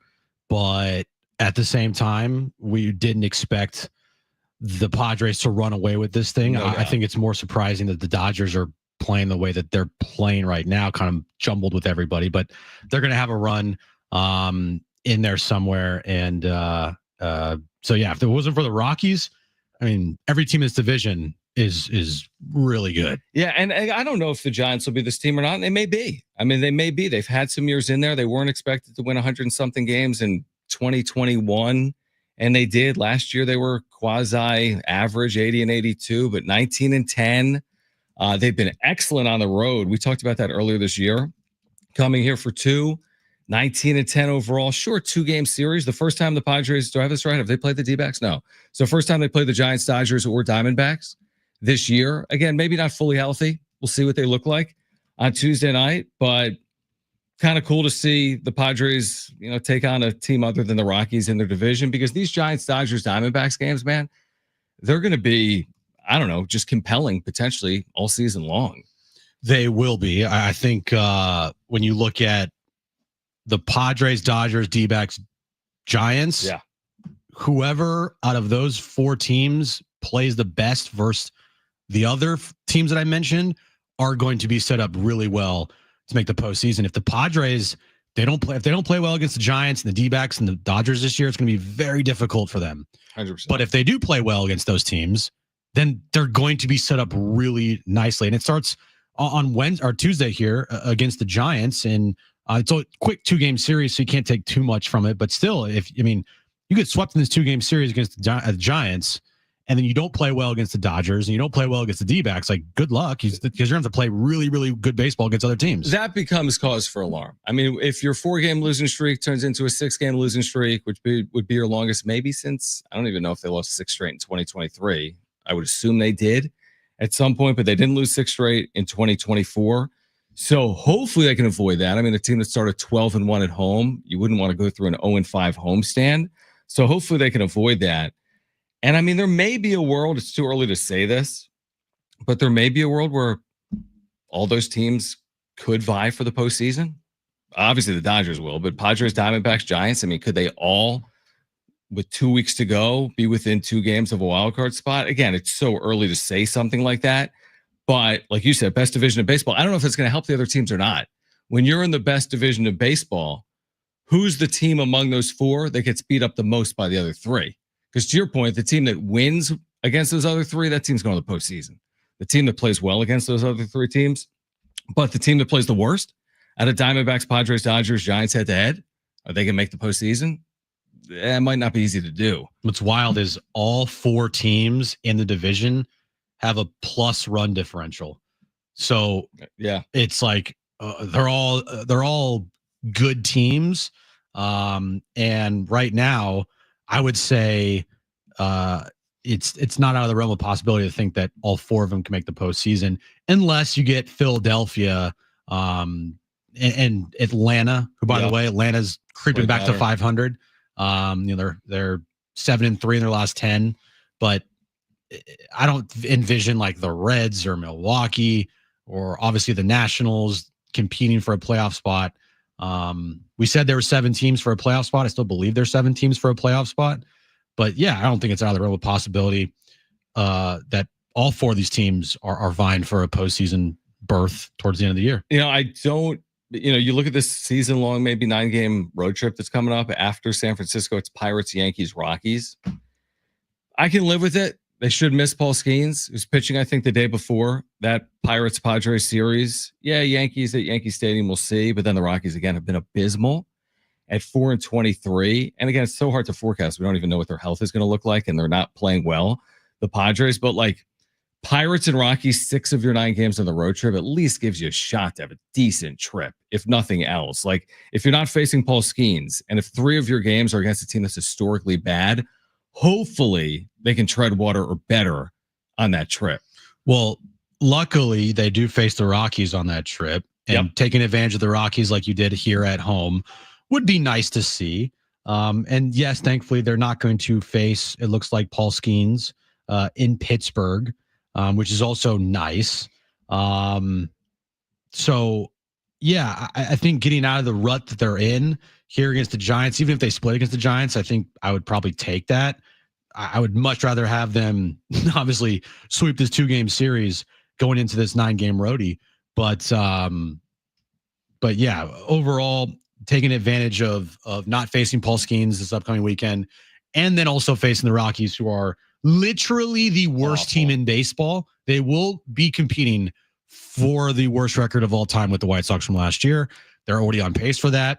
So taking advantage where you can, and hopefully by then they're out of their hitting woes and hitting slump, because that would be awful if you get to next weekend and they're still playing like this. Yeah, I mean, hopefully Yankee Stadium can get you out of that too coming up. But you're right. I mean, the talk among Padres fans is like, is there reason for concern or not? Like, is this real or fake? Is it glass half full or half empty? And I could see it both ways. I mean, it's not glass half full coming off a 4-game losing streak. I don't know if it's glass half empty either. I think it just kind of is what it is to some extent, which is they're 17-11. And no matter how they got here, they're going to have to play better than they played over the last 11 days moving forward. It'll be interesting. Again, it would be easier to be fully confident if you knew dates on guys like Jackson Merrill, or you knew about Yu Darvish, or if you knew about Luis Ariz, truthfully. I mean, I don't know what he's going to look like when he comes back. He had a head injury. That could be significant. We don't even know if he's going to be cleared medically. There's reasons to believe, we had that story earlier, that he's expected to be activated tomorrow, which I do think is obviously a clear win. But the problem is, we don't know when this team is fully going to get healthy. We thought Jackson Merrill would be here already, and he's not. It's been 4 weeks. There's no overarching cause for alarm, but there is a lot of frustration with the fans. I mean, just because they're 17-11, I don't think it's right to be like sitting here and be like, it's fine, it's whatever. Like, no, this has been an awful stretch, and fans are upset. Like, they have expectations for this year, and the expectation off of the start of the season with how well they played, like, postseason, they kept guys for a reason. They kept Dylan Cease. They kept Michael King. They kept Robert Suarez. They kept these guys for a reason, and that is to go for it. And so the stretch that they've been in right now is a very frustrating stretch. It's not the end of the year, but the stretch that they're in, it's very frustrating, and fans absolutely have the right to be frustrated with whatever they want to be frustrated with. Yeah, and I guess the question is, I wonder how frustrated fans are. I mean, I think some people are frustrated with the way that they played. I think other people would say, 17-11 through 28 games, probably better than they were a year ago. If they get healthy, hopefully they can play better moving forward. All right, we'll get to Is That Good? The best and worst of the sports weekend coming up this hour. Plus, Kevin Acee, our Padres insider, will join us at 4 p.m. He didn't have a voice on Friday. He does have his voice back here today. We'll get to the wrap still ahead. Here until 6, Jon and Jim. On the brink. The Wolves win it 116-113. Now it's back to SoCal for Game 5 of the series. Timberwolves, Lakers. Reeves driving. Reeves pulls up. Got to the rim. In with 10 seconds to go. Wednesday, we get underway at 7 on your home for Lakers playoff basketball. San Diego Sports. 760. America's finest sports station. John is in a hot tub on his vacation. He earned 20,000 points by spending $2,000 with his Navy Federal Credit Union More Rewards card.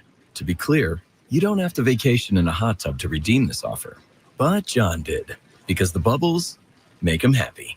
Right now, you can earn 20,000 points when you spend $2,000 in the first 90 days. Offer ends January 1st, 2026. Navy Federal Credit Union. Our members are the mission. Navy Federal is insured by NCUA. Visit NavyFederal.org for details. Consider Miramar Kitchen and Bath for your next kitchen or bathroom remodel. See why so many of your neighbors trust us and have experienced the expertise we offer to transform your spaces. Visit us at MiramarKitchenandBath.com. Contractor's license 657333. Most of us like to be out in the sun. That's why sunscreen and other safety measures are key to protecting your skin from aging and cancer. The FDA recommends using a sunscreen with a sun protection factor, or SPF, of 15 or higher. Also, look for broad spectrum on the label. That means both harmful ultraviolet A and B rays are blocked. UVA rays age the skin, UVB rays burn, and both cause cancer. But the perfect sunscreen doesn't count if you use it wrong. Don't need sunscreen on a cloudy day? Wrong. 80% of UV rays still get through the haze. Only use sunscreen at the beach? Nope. Anytime you're outside, UV rays attack the skin, so you need protection. And you have to reapply sunscreen every 2 hours. Remember, SPF plus broad spectrum equal healthy fun in the sun. Visit www.fda.gov/sunscreen for more information. A message from the U.S. Food and Drug Administration. Contact Tax Relief Helpers for details and restrictions. Attention, anyone that owes money to the IRS. The IRS has restarted aggressive enforcement actions against taxpayers who owe back taxes that were temporarily suspended for COVID. If you owe $10,000 or more, you must hear this because now is the time to clear your IRS tax debt. A special toll-free number has been established so you can stop penalty fees, avoid liens, levies, or other hostile measures by the IRS. Call Tax Relief Helpers right now at 800-709-3207. Tax Relief Helpers will provide you the maximum protection afforded by law. I got behind on my taxes and owed $48,000. I didn't know what to do. I called and they got my bill lowered to just $3,500. I owed $87,000 in taxes and it was scary. I got the amount I owed down to just $3,500. I saved $83,500. If you owe money to the IRS, don't wait another day. Call 800-709-3207 right now before the IRS enforces liens, levies, or other aggressive measures. The call and consult are absolutely free. Call now. Call 800-709-3207. 800-709-3207. 800-709-3207. One of life's greatest mysteries has finally been solved. Who let the dogs out? It's Spruce, the new hardworking, worry-free weed and grass killer that's safe for use around people and pets. When used as directed, spray the leaves for visible results in just 1 hour and dead weeds in just 1 day. You spray, they play. Weeds die by the next day. Find Spruce wherever weed killers are sold. Barbecue season is back.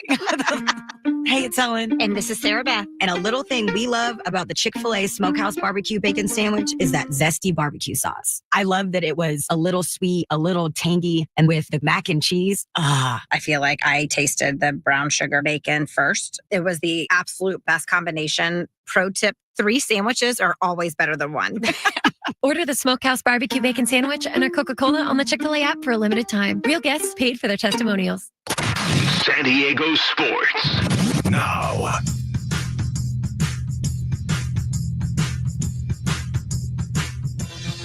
All right, this update is brought to you by Anderson Plumbing, Heating, and Air. We'll start with the Padres. They have an off day today. Thankfully, they start a 2-game series with the Giants tomorrow at Petco Park. It's being reported that Luis Arraez is expected to come off the IL for the Padres tomorrow night. Moving over to NBA, action tonight. We have 2 games in the playoffs. Cavs and Heat tip off at 4:30. Cavs are looking to sweep the Heat. And the Rockets and Warriors, game 4 of that series, tips off at 7 p.m. in the Bay. Jimmy Butler is expected to play tonight for the Warriors. Is that a weird rattle in your HVAC system? The sound of expensive guessing? At Anderson Plumbing, Heating and Air will give you 3 real options guaranteed, or your visit is free. Nobody wows clients like they do. AndersonPHA.com.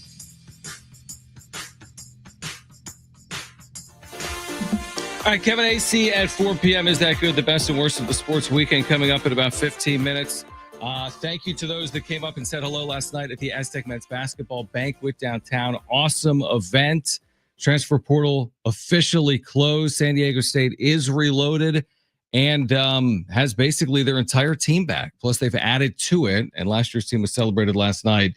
And there is going to be crazy high expectations based on everything that transpired last night. But crazy high expectations. Super cool banquet last night down at town.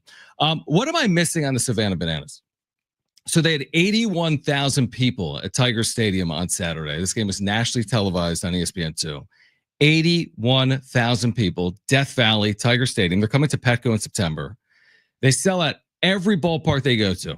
I mean, it's every single one. They sell out. They have 2 nights in San Diego. I don't know if they're sold out. I'm sure they will be sold out.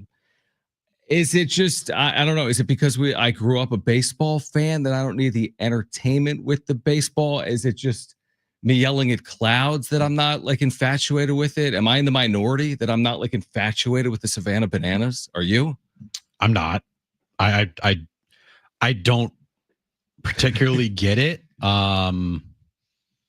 It's gimmicky to the sense of like, I just don't understand what the draw is. Now, again, good for them to create something like this, to have 80,000 people in a football stadium. Crazy. And they're probably going to sell out Petco Park. Now it's entertainment for families. It's entertainment for kids, but overall, I don't know.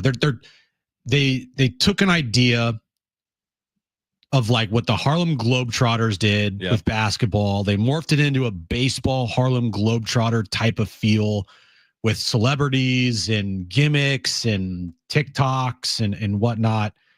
And it's worked for them. It's not hard to say it hasn't worked. It 100%. Absolutely has. But at the same time, it's just, I don't know, it's not for me.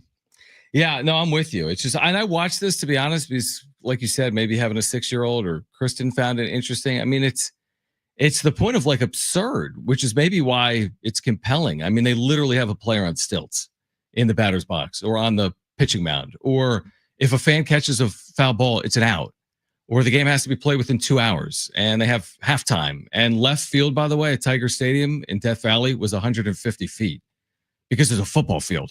So they hit like 20 home runs over the left field wall because it was a football field. But 81,000 people, I don't know, like that would be one of the most attended Major League games ever, would be my guess. It would be 80,000 most attended Major League game ever, potentially. I think Coliseum when LA moved west. Brent, look that up. They're playing a game at Bristol Motor Speedway, by the way, this year in Major League Baseball. The Braves and someone's playing a game at Bristol Motor Speedway. They're trying to sell, I think, 100,000 tickets or something. What's the most attended Major League game? The most attended MLB game was a preseason game between the Red Sox and Dodgers. They played March 9th, 2008 at the Coliseum. The attendance was 115,300 people. Jeez. Yeah, but you're right. I mean, 81,000. The game is the only baseball game where the attendance has exceeded 100,000. And 80. I mean, it's ridiculous. I mean, that really, truly is ridiculous. Now, to the Padres' credit, there's probably some nights they could have moved. I don't know, about 81,000 tickets. Yeah. But there's some nights they can move some tickets, including this weekend. I mean, I'm watching these games this weekend, and this felt a little bit like the 2023 Padres. The place is absolutely packed, and they're not doing anything. They scored 3 runs in 3 games in front of 135,000 fans. Around there, yeah. Like right. I'm not gonna bash the Savannah Bananas. I think what they're doing is really good. Yeah. Just like you said, it's not for me. It's not something I'm like, oh, you see what the Savannah Bananas did? It's so funny that they've done it. Like, how have they built that? That's amazing to me. To tour around the country, it's just impressive to me that they've been able to do that. I guess I never expected that. because it just felt like an offshoot of minor league baseball. But they've done a lot better with minor league baseball than minor league baseball. Well, I think celebrities have helped. Yeah, like former big leaguers playing in the games have helped. This, I don't know. Maybe I got to go and see what it's all about. Maybe it's September. But at the same time, I've seen it, and there's not a part of me that, like, when I see it, I'm like, same, like infatuated with it. It's just kind of just I just keep scrolling. Do you think there's anything to be learned? Like when we watch Marlins games with 6,200 people, or A's games in Sacramento, or whatever, Baltimore on a Tuesday night with 10,000 people, is there anything to be learned from this type of promotion or entertainment to apply to not the rules? I'm not saying, hey, fan caught a foul ball, it's an out. That's never going to happen in a zillion years. But is there anything to be learned from the entertainment approach for the rest of baseball? Not in San Diego, but elsewhere? Probably not, because you can't apply it to a big league game. What they do, you cannot apply to a big league game. I completely agree. And so maybe that's why it is appealing. Maybe that is.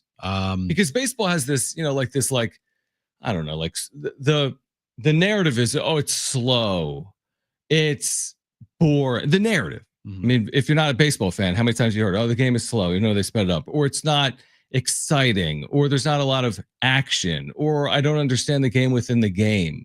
This almost like runs opposite that, I guess, a little bit. And maybe they've taken advantage of that. Well, everything they do is like backyard baseball-esque with like so many different type of rules and like you said, people on stilts and guys on the mound doing TikTok dances in the middle of the game and the umpire doing dances. And I mean, they do play baseball. Yeah, somehow they do. You're right. But do backflips.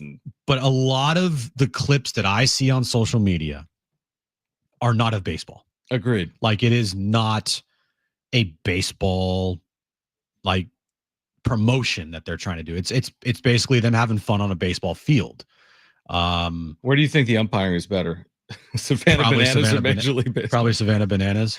But at the same time, I'm not going to sit here and say it's the worst thing ever because it's just not for me. No, either am I. That's why I'm wondering, like, how did it get to this point? Because it's definitely not for me, but how the hell did it get to this point? It got there somehow. Yeah. When do robo-umps come to the Savannah Bananas? Probably before Major League Baseball. Like legit robots. Like will be as out umpires? there. Yeah, exactly. There's an idea for you. There's you go. a really good idea. Kevin Acee will join us coming up at 4 p.m. We'll get health updates. We'll get a state of the union, so to speak, and the Padres who are, quote unquote, enjoying an off day. They have lost 4 straight. We'll get to Is That Good coming up later this hour as well. Again, a weekend to forget to a large extent. 3 combined runs against the Tampa Bay Rays. The scoreless streak at one point, I mean, we talked about a 24-inning scoreless streak ad nauseum.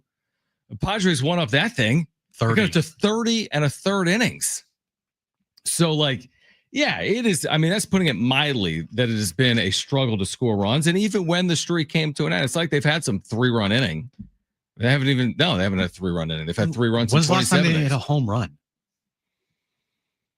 It was this year. Was it last Tuesday when Elias Diaz kind of just ran into one? Because they've scored 5 runs since then, maybe in 5 games. Without Elias Diaz and that just like random moment. Yeah, lucky ass home run that he had. The team will have lost 6 in a row. If that didn't happen. Correct. And that's it. Now Tatis hit a home run last Sunday in Houston. I don't believe they hit a home run on Monday in Detroit. They did not hit a home run on Wednesday. They didn't obviously hit a home run against Tampa. Yeah, I think if you want to go anything as far as concerning for the overall arching parts of this team is they don't have any pop. Like if Manny's not going to be hitting home runs, like good luck. Xander's not doing anything. Gavin Sheets, nice story, but he has fallen off a cliff here. You're not getting anything from Oscar Gonzalez or Tirso Ornelas, or you're definitely getting nothing from their catchers. So, yeah, I think if you want to look at concern for the long period of time, is the lack of pop in this lineup is concerning for what they have done this year. Somehow they're 17-11, and I bet you if you looked at their numbers right now, you looked at their home run totals, I'm looking. They're not pretty. Where do you think they are among the 30 teams? I mean, honestly, probably like middle of the pack to like 20th. They're 20th. They've hit 24. The least in baseball is 13. The most in baseball is LA with 45. So they've hit 24. But I was curious about OPS, which I think is more of a telltale offensive sign. They're 14th. Like you said, middle of the pack in OPS. So a lot of that was the first couple of weeks. And obviously that's come back to earth these last couple of weeks. I wonder where they are in batting average. We kept talking about them having the best average. They're top 10. They are 5th in batting average at 255 as a team, although they've 22 hits in their last 5 games. Just like nothing. No. And with runners in scoring position of late, worse. It's been bad. Sometimes you just need a 3-run homer. Yeah. Sometimes you need just some guy to just have 2 home runs in a game. 100%. And they're just not getting that. And it's difficult to put all that pressure on Fernando Tatis Jr. to do that. He's very well capable of doing those things. But, during this stretch, can't do it all. And you need someone else to step up. And no one has stepped up in that lineup. Yeah, I mean, they need it desperately. And they're going to need, we said, hey, are they going to score 7 runs in any game this homestand? I'll take 3 right now. I'll take 3 against the Giants in one of these 2 games and just hope that's enough. Yeah. With my staff. Well, congratulations, Padres. You've lost 8 of 11. Your offense is in the gutter. Your $25 million shortstop sucks. Right. Manny is in a massive slump right now. You get Logan Webb on Tuesday. Congratulations. That's another good point. And nobody, to your point, is going to feel sorry for him. I mean, that's not going to, if they get shut out by Logan Webb, well, there's more with the offensive issues. All right. On the other side, is that good? Kevin Acee at 4 p.m. Stay with us, Jon and Jim. San Diego Sports Traffic. This report is sponsored by Dairy Queen. Motorcycle down, eastbound 78, the off-ramp to Twin Oaks Valley. 3-car crash, College Boulevard, getting onto westbound 78. 2 semis got tangled up west 8 at Tavern Road. They're on the right shoulder, and that crash still being worked south 805 at Home Avenue, Center Divide. John Monty with your San Diego traffic. Get big summer flavor in every bite with the new DQ Summer Blizzard Treat menu. Featuring new mixing bowl mashup, fan-voted s'mores, and more. For a limited time right now at DQ. Happy tastes good. At participating locations. Autism isn't just one thing. It's many things. Autism is recognizing our strengths and not being defined by our struggles. It's meeting challenges, big and small, and inspiring a more equitable and inclusive future. Autism is being accepted and loved for exactly who we are. For resources and to support our mission, go to autismsociety.org. The Autism Society of America, celebrating 60 years. Doja Cat, Gwen Stefani, David Guetta, Meghan Trainor, and more. Wingo Tango presented by Fiji Airways. May 10th, Huntington City Beach. All ticket prices go up May 2nd, so get yours now at AXS.com. Are you drowning in IRS tax debt? I owe the IRS $37,000. Get ready for a toll-free hotline. Take advantage of new IRS tax forgiveness programs that may protect you from IRS collection agencies. They have the power to garnish your wages, put liens on your property, and levy your bank account. Civic Tax Relief can help protect you from the IRS. Civic Tax Relief basically represented me against the IRS, and by the time everything was completed, I didn't owe the IRS anything. Find out about the Fresh Start program that is now available through Civic Tax Relief. Civic Tax Relief's special tax hotline can help you discover all the relief programs available for free. I would recommend anyone who has a tax problem to contact Civic Tax Relief. Just call 800-506-5803. 800-506-5803. Don't wait. Call now. 800-506-5803. 800-506-5803. At Children's Cancer Research Fund, we believe a world without childhood cancer is possible, but it takes all of us. And whether it's developing a groundbreaking treatment or helping a girl realize her dream, everyone has a role in a child's cancer journey. People ask me how I keep a smile on my face. It's easy when you have so many great people that take care of you and support you. To find out how you can be a part of a child's cancer journey and a part of the cure, visit childrenscancer.org, a public service message from Children's Cancer Research Fund. For more information about contests on this station, go to sportsSD.com/rules. News trending now on AM 600 Kogo. I'm Cliff Albert of the Koga News Center. A former and infamous mayor of San Diego has died. Fire investigators say they don't know yet if a homeless encampment is to blame for that dangerous vegetation fire over the weekend. And gas prices in San Diego ending their downward spiral with the price up today. These stories and more on San Diego's News Radio 600 Kogo and Kogo.com. Brought to you by San Diego County Credit Union. SDCCU's checking accounts are awesome. Check your balance anywhere with the mobile app and use your debit card everywhere you shop. For a limited time, open a free checking with eStatements account in branch, and you'll receive a free ticket to Legoland California Resort. Find out more at sdccu.com/Legoland. With Cox Internet and mobile, the price of your plan won't go up for 3 years. Restrictions apply. Visit cox.com/value. This is where our home team lives. San Diego FC. Listen Saturday when FC Dallas travels from the Lone Star State to face SDFC. Wanna play? The SDFC kickoff show gets started at 5:30 with a 6 p.m. game time. Boom, boom, goal! Live from Snapdragon Stadium. And live on your home of SDFC. San Diego Sports. 760. America's finest sports station. All right, Kevin Acee will join us coming up in about 15 minutes at 4 p.m. So Padres Insider Kevin Acee will join us coming up at the top of the hour. You can always text us 70470. Start it with the word team. We'll get to Is That Good in a moment. There was a text that rolled in from the 760 that said, even when Merrill and Arise return, there are still too many 230 hitters in the bottom of that lineup with no power. Bogaerts, Hayward, catchers. Is this the real Sheets? Cronenworth isn't much better. Top four are going to have to carry the load. How realistic is that for another? He put 140-something games. It's 130-something games. We'll see, I guess, when they get the lineup back, if they get the lineup back, what it looks like.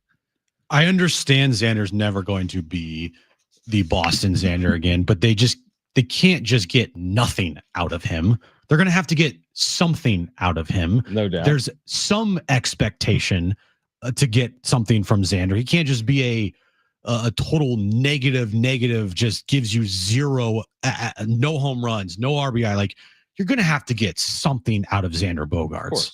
And if they don't get anything out of Xander Bogaerts, if he ends the year with less than 10 home runs and less than 50 RBI, like, that's an absolute embarrassing season from him. And it's been an embarrassing 3 years, 2.5, I guess, two plus so far for him. But yeah, I look, the bottom of the lineup is what it is, and they're going to have to get something at times from the bottom of the lineup. The bottom of the lineup can't just be a negative all the time, because then it puts more pressure on the top of the lineup. And that's why we're looking at Manny right now and Xander right now as being the guys that aren't getting it done, and the pressure and the magnifying glass is bigger on them because the rest of their lineup has been crap. I'm actually surprised that Bogaerts at this point is a zero WAR player, which is who he is so far, with, again, just really below average, putting it mildly, offensive numbers. Somehow he's hit 242. Also, somehow he's driven in 5, batting in the middle of that lineup. He's driven in 5 runners and hasn't had an RBI. His numbers are so fake. April 8th. They're so fake. Every one of his hits this year infield have been so just meaningless. I mean, name me a meaningful hit that he's had this season. I'll wait.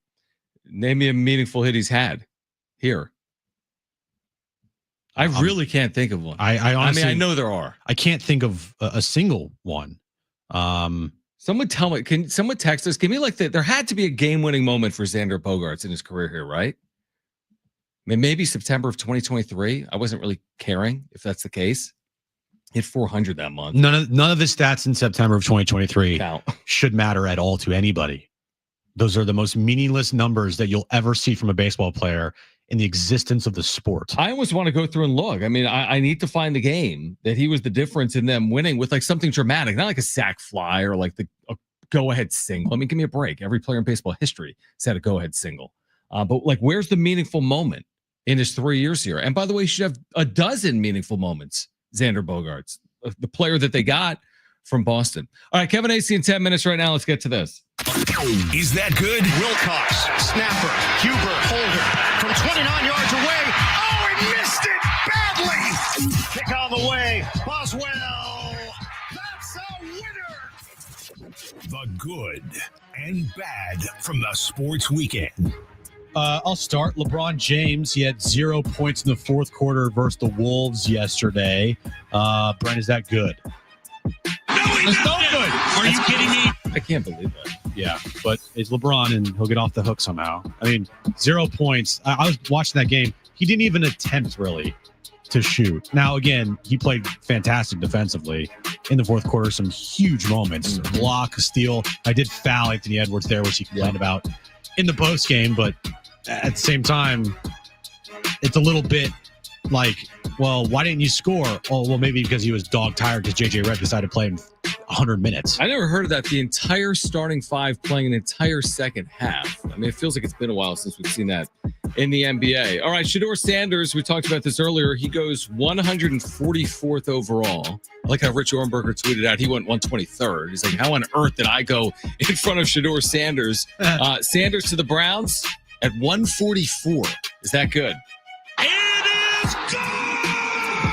It's good, huh? From an entertainment standpoint for the weekend, yeah. Yeah, I guess so. You could take there. The Aztecs men's golf team won their fourth consecutive Mountain West Championship, winning by, get this, 23 strokes and going 54 under par. What? Is that good?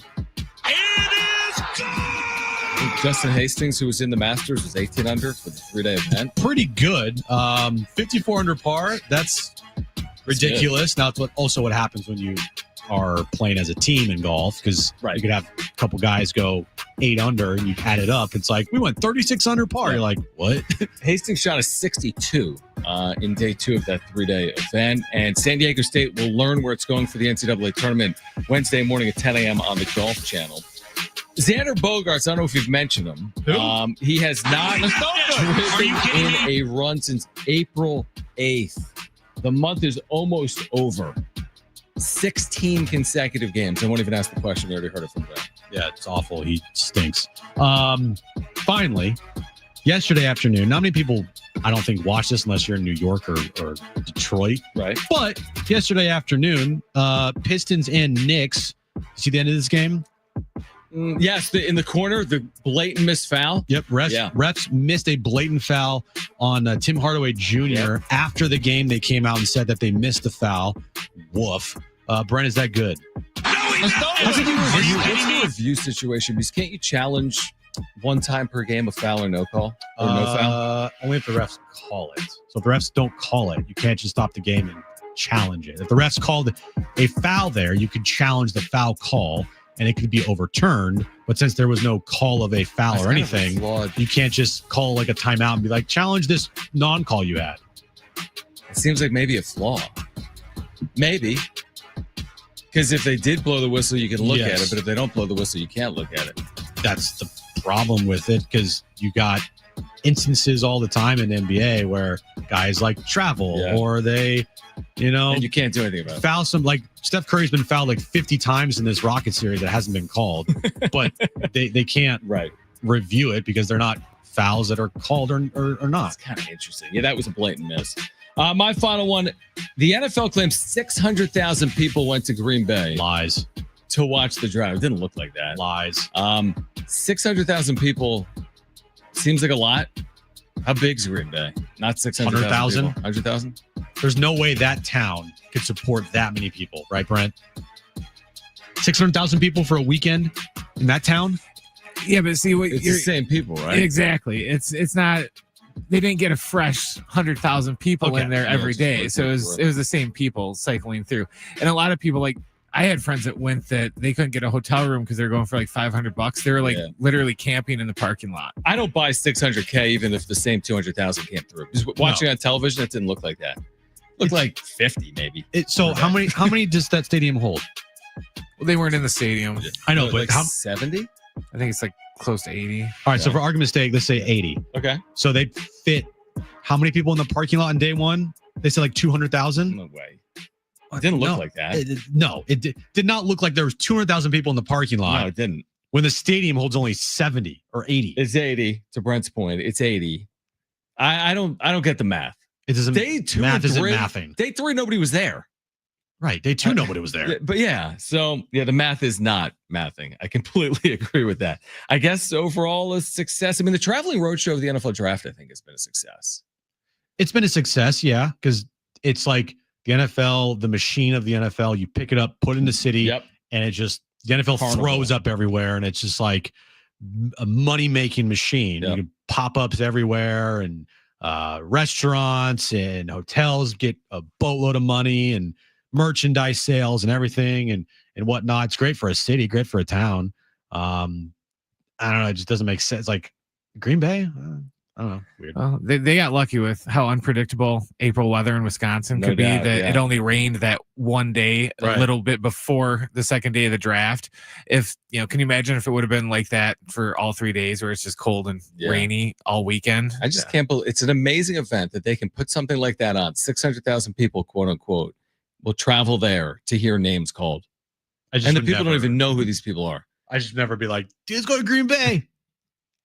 Why would I want to go to Green Bay? I know. Well, apparently people did. I mean, I want to go to Lambeau for like a football game. That'd be cool, but not to hear names called? Not for the NFL draft. Kevin Acee's our Padres insider. The latest on the Padres, who have lost 4 straight, and the injuries. Coming up next, Jon and Jim. Doja Cat, Gwen Stefani, David Guetta, Meghan Trainor, and more. Wingo Tango presented by Fiji Airways. May 10th, Huntington City Beach. All ticket prices go up May 2nd, so get yours now at AXS.com. Offer not valid in all states or prohibited by law. Loans are subject to lender approval. See website for details. Hey, honey, I thought we were going to stick with our resolutions. I only had one donut. Not that one. I'm talking about getting our bills under control. Our credit card bill came, and it's higher than last month. How? We didn't charge anything. Paying the minimum isn't enough. It will keep getting higher until we take control. We need to go to 45cash.com. With our bad credit? 45cash.com is different. They're one of the largest personal loan networks. They can help any type of credit, even bad credit, get approved for up to $10,000 in minutes. We could pay off our bills and have one payment that actually goes down over time. We need to go to 45cash.com. Way ahead of you. I just went to 45cash.com and we got approved for $5,000.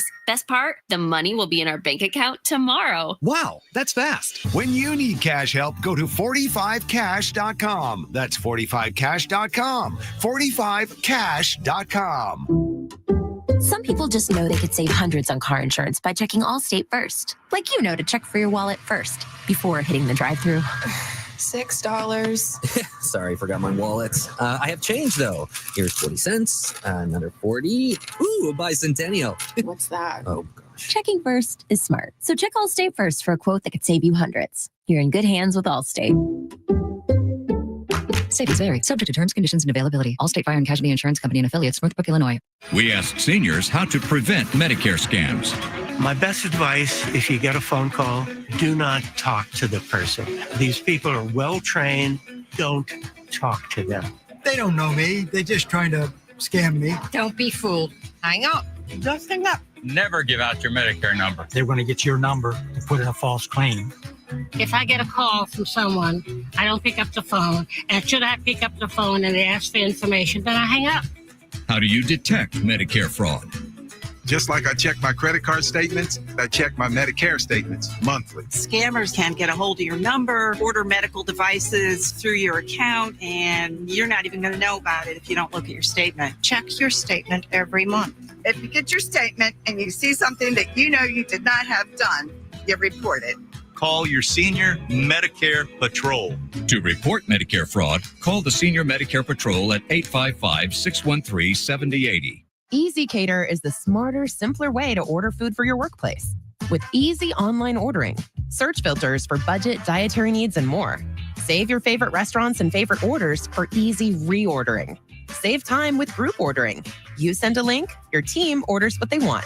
Plus, EasyCater makes expense reporting a snap with all your receipts in one place.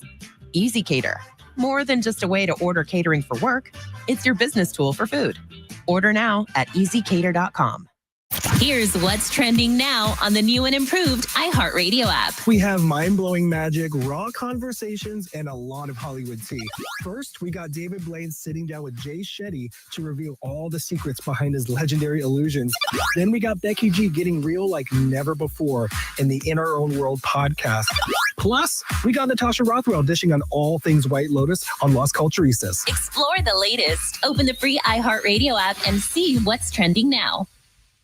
San Diego Sports 760 has your chance to win $1,000. Just enter this nationwide keyword on our website. Check. That's check. Enter it now at sportssd.com. The home of San Diego FC, San Diego Sports 760, KGB and KGB FM HD2 San Diego, #1 on your car radio preset and on the new and improved iHeartRadio app. Free never sounded so good. All right, this update is brought to you by Progressive Insurance. Padres, thankfully, have an off day today. They take on the Giants tomorrow for a 2-game series here at Petco Park. Good news, Luis Arraez is expected to come off the IL tomorrow for the Padres. Moving over to the NBA tonight, a couple games.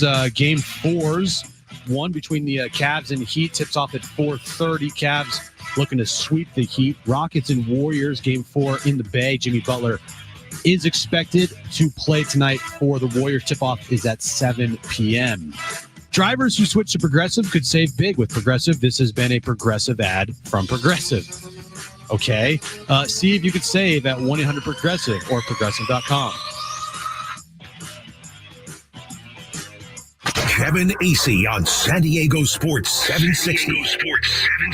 Brought to you by the all-new Hamul Casino Resort, the Players' Place. All right, hour 3, Jon and Jim catching up with the Padres on an off day with our insider, Kevin Acee, who has been fighting some laryngitis. So I asked Kevin this morning, how's your voice? And he sent me back a voice memo. So how did this play out over the last 3 days, Kevin? When did you get your voice back and how did you do it? Just time, or was it tea, or what was the strategy? I mean, I really don't know, but it did occur to me at one point, probably Saturday, when I was 15 cups of tea in. I said, I am doing this because John Schaefer said I should.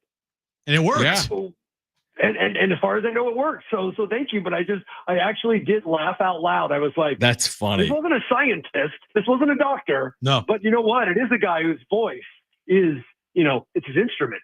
That's the thing. It's sometimes you just got to go with what works. And tea, it might be mental, but I do think it works. No, it's the tea and the honey. Yeah, the tea and the honey absolutely work. All right, it's good to have you back. It's good to have you back with us on Jon and Jim. So we've been spending so much time on this, as you are as well, in your writings and your dealings. They're now 3-8 in their last 11 after the 14-3 start. They've lost 4 straight. From a Padre fan perspective, or even from a Padres perspective, is this concerning, this 3-8 stretch, this 0-4 over their last 4 games, or just kind of part of it over 162? Yeah, I almost think it's both. I do think it's concerning. 2-7. Once you've done it, you can do it again. This depth that you were high on, that certainly was doing, really kind of just enough sometimes to when Merrill first went down, it was getting you through.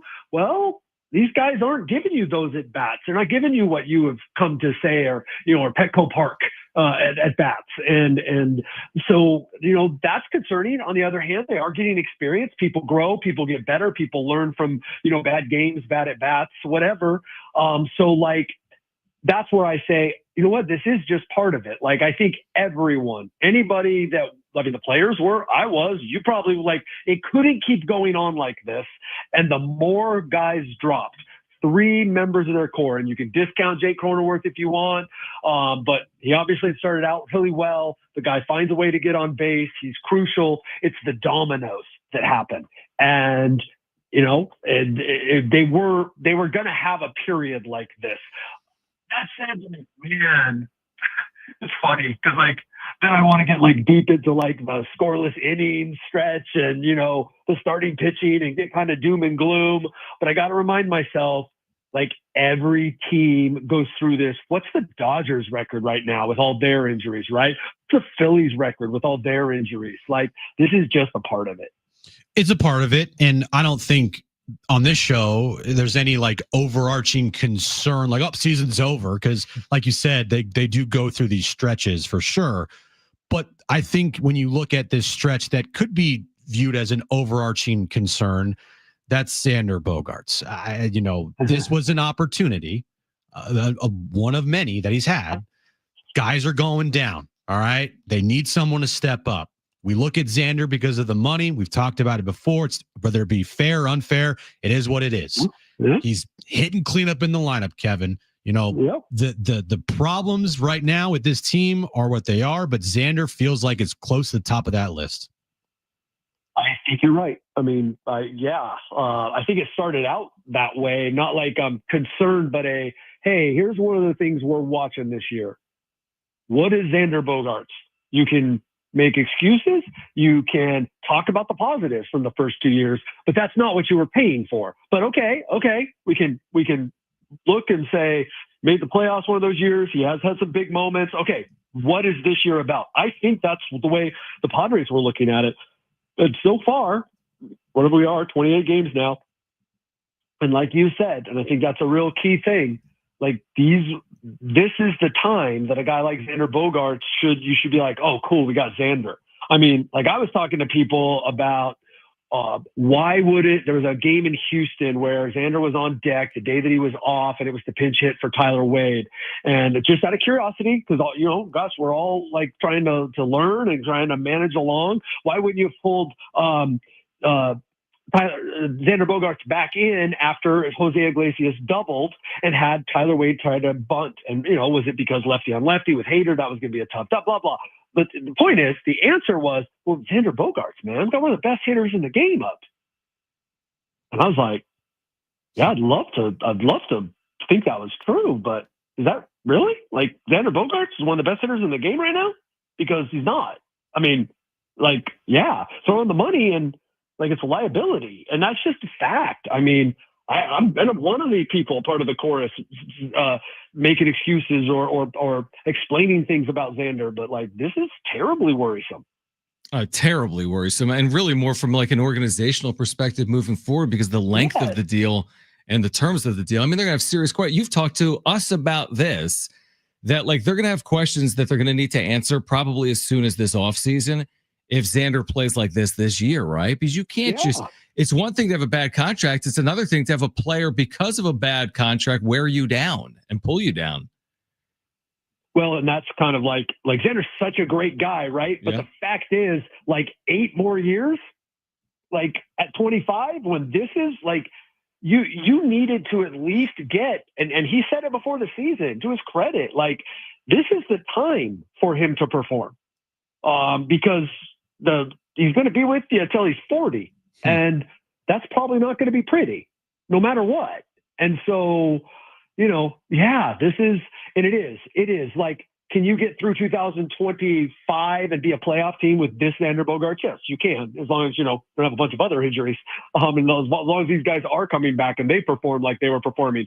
But yes, when I start to get into this almost hyperbolic state when I talk about it and say that it's, it's gravely concerning, it's because of the remaining money that's on there. Yes. Yeah. And it's just like, okay, Xander, we're not asking you to carry us for a season. It's just like, can you give us a week here when the guys are down to step up and you're in the cleanup spot and whatnot? And he hasn't done it. You're right about that. So 16 games without an RBI. Yeah. In the RBI positions. Like, if you want to look at it this way, and I'm not trying to throw fuel on the fire, I'm sorry. I am, because I mean, this is one of the great gentlemen in the game. He also has accomplished a lot in the game. Let's not forget that, right? Mm-hmm. Like that's what the Padres are holding on to. But like, and I get inflation and all, but like, this is more, what's left for Xander is more than the original Eric Hosmer contract. Yeah. This is like huge money, man. Is there like an alarm for this team that's going off right now? Like, we all kind of expected years 7 through 11 with Xander, we're not going to be good. Right. But did anybody how shocked and surprised are we might be at that point right now? Well, I'm not getting that from anybody other than what I have said, which is I do know that they were looking at this as a really key year. I have not got from anybody any sort of explanations or any sort of current thinking, because they're not going to do that, because they're talking about it, but they're not going to at all put that out there that like they're concerned about Xander. That's just not, they're going to still, like they were trying to tell me, this is one of the great hitters in the game. Why would we not have him pinch hit in that moment? Like they're still going to be playing Xander up. And look, like, again, I have such great respect for what these guys do, and look at the numbers in Boston. And it's like, okay, okay. And I'm the last guy to speak like I've been speaking about Xander right now. I'm just trying to be real about it. I'm the guy who says, let's let things play out. I don't have to be. I'm very fortunate. I don't have to be on the radio every day, right?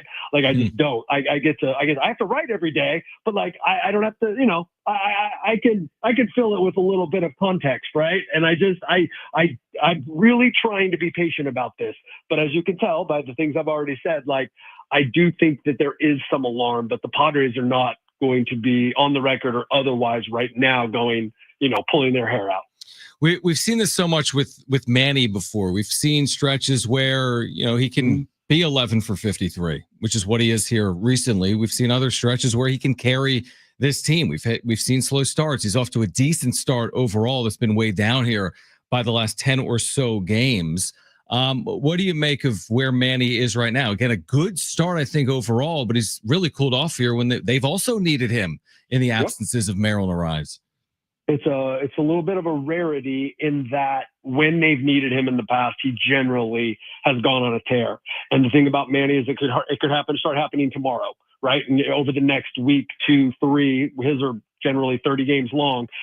He could have a 900 OPS, and they were, he was hitting the ball all over the park and hitting it out of the park.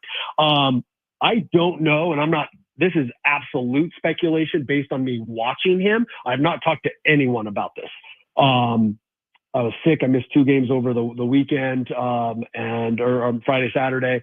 But watching, including yesterday twice, like, I'm not saying he's hurt, but like, I just think that like he's got some nagging things right now. That's just me watching it. I don't know that. I'm not seeing him get extra treatment.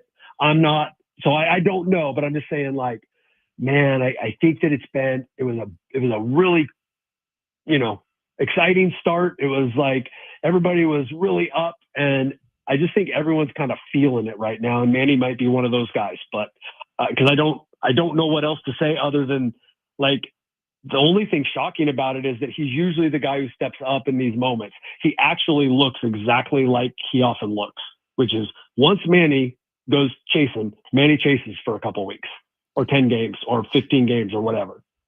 Yeah, and right now it's not been good for Manny, so it's kind of a little magnified. Yeah, exactly. Yeah. Kevin, do you think that this team, for whatever it is, do you think they rely on Jackson Merrill too much? Well, I don't know that they do that, but like the narrative of it became, if you're like, when you say that, what I go to is like, he was carrying them the last part of last year, and he was carrying them, or one of the guys carrying them. Obviously Tatis has been, we'll hold Tatis above everybody this year. Like, I traced this back to Jackson Merrill going down. Even though they kept winning after that, it was the beginning of the attrition. And Jackson Merrill, his big hits, his big moments, a stolen base, a first to third, whatever it was. I'm not sure if that's what you're referring to, but Jackson Merrill was the glue. I mean, you said earlier, Jim, right, that he's kind of maybe the Profar role of last year in terms of what he meant to a team. I mean, you don't truly know what it means until you don't have that player. I mean, we're talking about a guy that put together a terrific rookie season and put together a terrific 10 games. So clearly they've missed him. When's he going to be back, Evan? What's the expectation here? Could it be Friday, or are we waiting longer than that? I think it's Friday. I mean, the fact that he was doing a lot of stuff yesterday, not full speed, but not the kind of stuff that you're doing if there's a concern that you're going to, it's going to grab at something. There's going to be a regression. And then, so I haven't talked to anybody today, but they said he headed off to Arizona. So, okay. I think that's a huge step. So I would think Friday. I think all along it was kind of like, it could be San Francisco, but probably the 2nd of May in Pittsburgh. So that's still what I would think. What does Mike Schilt need to do to be better, Kevin? That's not managing 101, but it's like managing 200, right? Oh like yeah, deflect. It's you look at me, I'm the guy. Yeah, and that's all I did. It's good for you, Mike. And I'm not even saying it's not true that like there's things he's trying to find, right? Mm-hmm. But like, yeah, come on, okay.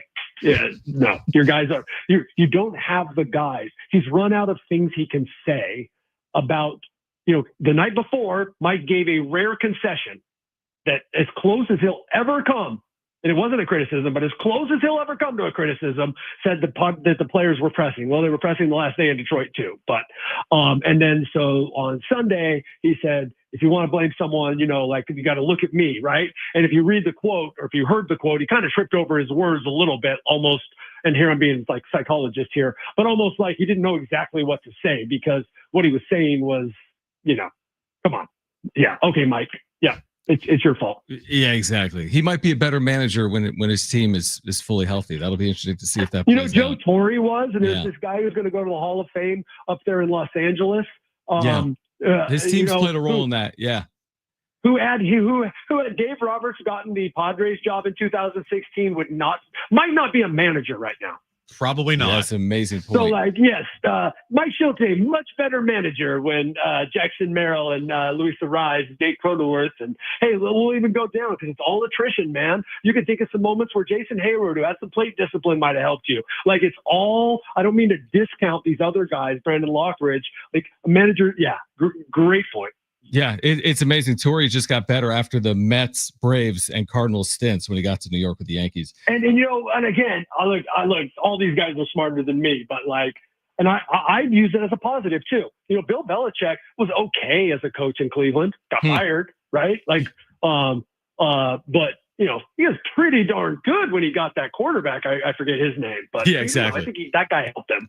Yeah, Tom Brady, I think it was. Right. Real quick, Kevin, before we go. I give Schilt as much credit as anyone. And so then that means that I'll go ahead and say, hey, cool. If you want to say this, I'm going to put it on the record. And also, like, I will ask questions. And I ask a lot of questions to Mike alone about, like, what his decisions were. But, like, come on. Who's managing through this right now? Real quick, Arraez back tomorrow? Sure seems like it. There didn't seem to be anything. They're obviously very careful with the concussion, and they don't they talk about that even less than other injuries. But yes, it appears Luis Arraez back tomorrow. Looks like even Jason Hayward back tomorrow. The whole band's getting back together. We'll see if it matters. Kevin, appreciate it. We'll do it again Wednesday. All right, guys. See you. All right, Kevin Acee, our Padres Insider, will react. Coming up next, Jon and Jim. San Diego Sports Traffic. This report is sponsored by Progressive Insurance. New crash, South 163, the off-ramp to Friars Road, partially blocking that ramp. Also a crash North 15 at Rancho, California. Looks like everything on the right-hand side. South Bay has a crash North 5, the off-ramp to Palm Avenue. John Monty with your San Diego traffic. And now a Progressive ad brought to you by Progressive Insurance. Drivers who switch to Progressive could save big with Progressive. This has been a Progressive ad from Progressive. See if you can save at 1-800-PROGRESSIVE or Progressive.com. Hi, I'm Martin Luther King III. And I'm Andrea Waters King. April is National Volunteer Month, the perfect time to turn intention into action. We're inviting you to join Realize the Dream, our national movement to complete 100 million hours of service by my father's 100th birthday in 2029. Whether you volunteer with friends, help out in your neighborhood, or take on a new project, every act of service counts. Let's make history together. Visit realizethedream.org and join the movement today. Something new is happening at Cox. Now the price of your Cox internet and mobile plan won't go up for 3 years, and Wi-Fi equipment is included. So no frustrating price changes, just a lot more of what you want, like a pizza with extra pineapple. Yikes. Okay, let's stick with something everyone wants. No price changes on your plan, guaranteed. Learn more at cox.com/value. Must have at least 500 megabits per second speeds and Cox Unlimited mobile. Taxes and fees excluded from price guarantee. Mobile data speeds reduced after 20 gigs usage per month. Hey, it's Fletch. If you haven't downloaded the Prize Picks app yet, do it now. Download Prize Picks today. Use code Fletch to get $50 immediately. The app is super easy to use. To create a lineup, all you got to do is pick more than or less than on a few player stats for a shot to win up to 2,000 times your money on Prize Picks. You can mix and match player projections from different sports. Combine your favorite basketball players with players from baseball, hockey, esports, and much more. If your lineup isn't perfect, Prize Picks invented the flex play, which means you could still cash out or double your money even if one of your picks doesn't hit. It's all about you. That's why Prize Picks puts their members first. All withdrawals are fast, safe, and secure. When my picks hit, I can get my money in as quick as 15 minutes, and you can too with Venmo, Apple Pay, MasterCard, and more for quick and easy deposits into your bank account this sports season. Download the app today. Use promo code Fletch to get $50 instantly after you play your first $5 lineup. That's code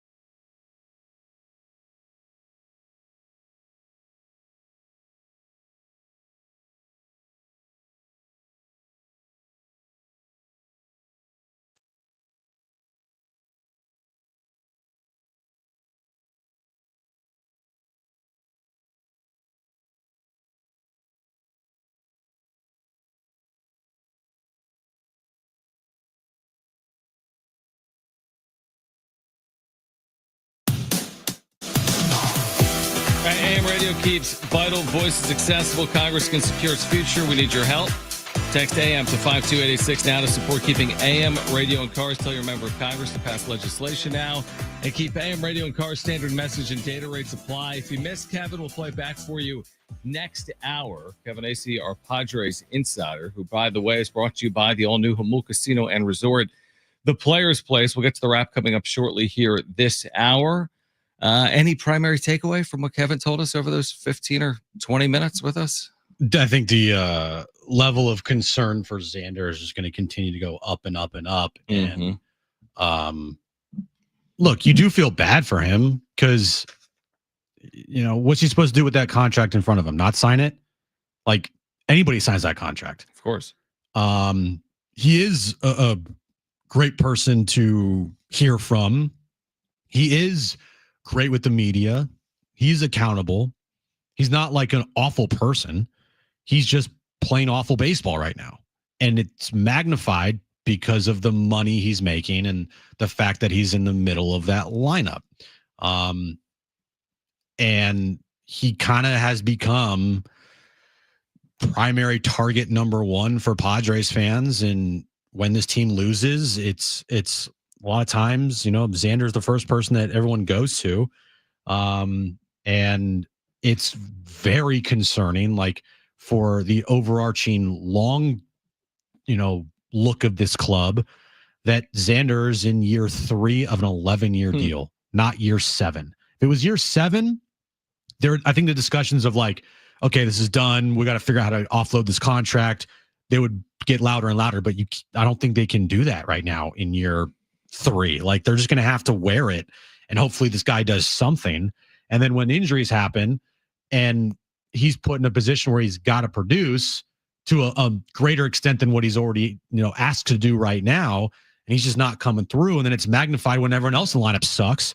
And then when Manny's not doing anything, it's magnified even more, because it's like, can you just give us a week, Xander, where you're good? Like one time, Manny's had an awful week and he's had a really bad stretch here. But yes, he's going to have those stretches. And overall, we've said he's going to put up his numbers. And it would have been nice if he, performed while these guys were out, but he didn't. So you look at the next guy up, and that's Xander. And then he didn't perform. And then it's like, well, am I going to really get that mad at Tirso Ornelas and Oscar Gonzalez for not performing if Xander's not performing? No. Yeah. I mean, I think that's well said. I mean, the Xander situation is just a bad one all around, including for Xander Bogaerts. It is a bad one all around. Truthfully, man, it's not the money to me. It's the lack of productivity. He could be making half of what he makes. It's the lack of the productivity. They still would need him to come through. They still would need him, even if he was on a $140 million contract. I wouldn't discount it. If I'm like, he's got 5 RBIs, but he's only making 12. I mean, we've been critical. Jake Cronenworth, when he hasn't come through. He doesn't make near Xander. I've been critical of a ton of players over the years. And I mean, yes, it's magnified because of salary. Sometimes, though, I think it simplifies things. Like, oh, man, you're 0 for 3. You make $300 million. You got to come through. Yeah, I mean, it's true, but we've also said, what do you do when Manny goes 0 for 3 in games? You're going to need someone else. And that's where the injuries have added up. Because when Manny doesn't play well, you need to get healthier. Because when Manny doesn't play well, I'm not counting on Xander. And Tatis, maybe he can carry him. I've seen it. Maybe he can carry him. Maybe he'll get back to where he was a week ago, where he's going to hit 7 home runs in 17 games or something like that. So that's possible. But again, it's a lot to ask of Tatis to hit 7 home runs every 17 games to carry a team. He won him a game in Houston on that Sunday when Arraez went out. He was incredible that game. Defensively, offensively, hit that go-ahead home run. Yep. He's a huge reason why they won. And They're also not losing games recently like 7-0. If they're losing a bunch of games 7-0, nothing's going to really happen. They lost 1-0 on Friday night. Mm-hmm. They lost yesterday 4-2. And then on Saturday night, was it 3-1? Was it 3-1? Forget. Yeah, they lost 4-1. Sorry. 4-1. Yeah. But still, those games are winnable. You're down 3-1 going into the 9th inning on Saturday night. Now, Suarez gives up a run there, or whoever gave up a run. I forget. Sunday was Suarez. Suarez was Sunday. Yeah. On Saturday was it Matsui? No, it was Jason Adam. Oh, yeah, that's right. Yeah. Yeah. But yeah, I mean, these games are winnable. They're not getting blown out. And that's makes it even more frustrating, is the fact that like these are winnable games. And if just one player in this lineup had a hot night, any of them, you're probably more often than not winning those games, because your bullpen's still pitching amazing. Your starting pitching, we'll have a Dylan Cease discussion maybe later if he continues to pitch like this. But overall, like, you're in these games, they have opportunities to win, and your big bats in your middle of your lineup aren't stepping up, and sure as hell your other players in the lineup, the others aren't stepping up either. No doubt about it. We'll see if Luis Arraez does come back on Tuesday, and if Jackson Merrill comes back on Friday to start that road trip in Pittsburgh. We'll get to the wrap on the other side. We'll hear from Colin Cowherd, his thoughts on Shador's slide, the role that Dion, his father, played in that. Plus, if you missed Kevin Acee, you'll hear that in the 5 o'clock hour. Jon and Jim.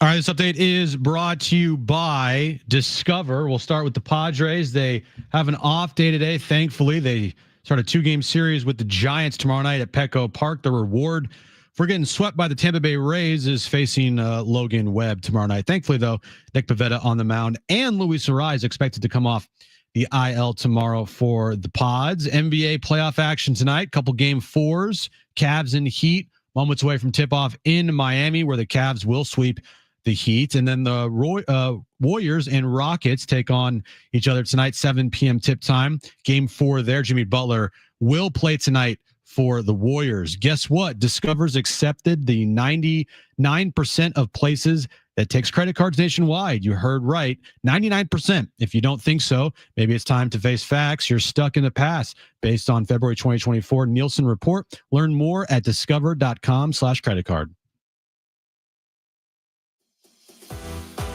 All right, Colin Coward, if you missed it earlier today on San Diego Sports 760, you'll hear it coming up in 10 minutes. His thoughts on Dion's role on Shador's build-up and eventual slide. You'll hear that in about 10 minutes. Kevin Acee at 5 if you missed it. A ton in there on the Padres on this off day. But right now, let's get to this. It's time for The Wrap, presented by Sombrero Mexican Food. Check out their website at sombreromex.com. How concerned are you guys about SDFC now that they've lost 3 straight? I am a little concerned that the league might have caught up to them, and they're obviously not taking teams by surprise anymore. As Mike Ibarra told us last week, I'm on my scale of 1 to 10. I'm probably like a 5 or a 6, not like DEFCON 1, but it's not nothing. Yeah, I completely agree. I mean, it has to be concerning. But will it define their season? This 3-game losing streak, we'll find out. 4 of their next 5 are at home. And clearly, they're going to have to play better at home, right? And that was their first loss of the year. See if they can bounce back this weekend against Dallas and win at home. You can hear it this weekend. San Diego Sports 760, Snapdragon Stadium, SDFC, and Dallas. Next question. How confident are you that the Lakers can still win this season? Or this series? In season. Both. Yeah. Sure. Well, again, they're down 3-1, so the confidence level can't be that high. I'm not going to say 100%, but look, if they win Game 5 in LA, then I think there's a chance, obviously, because then they're going to put the pressure on the T-Wolves to win Game 6 at home. Because if the T-Wolves don't win Game 6 at home, and they get there, Game 7 is up in the air, and then I would take the Lakers for sure.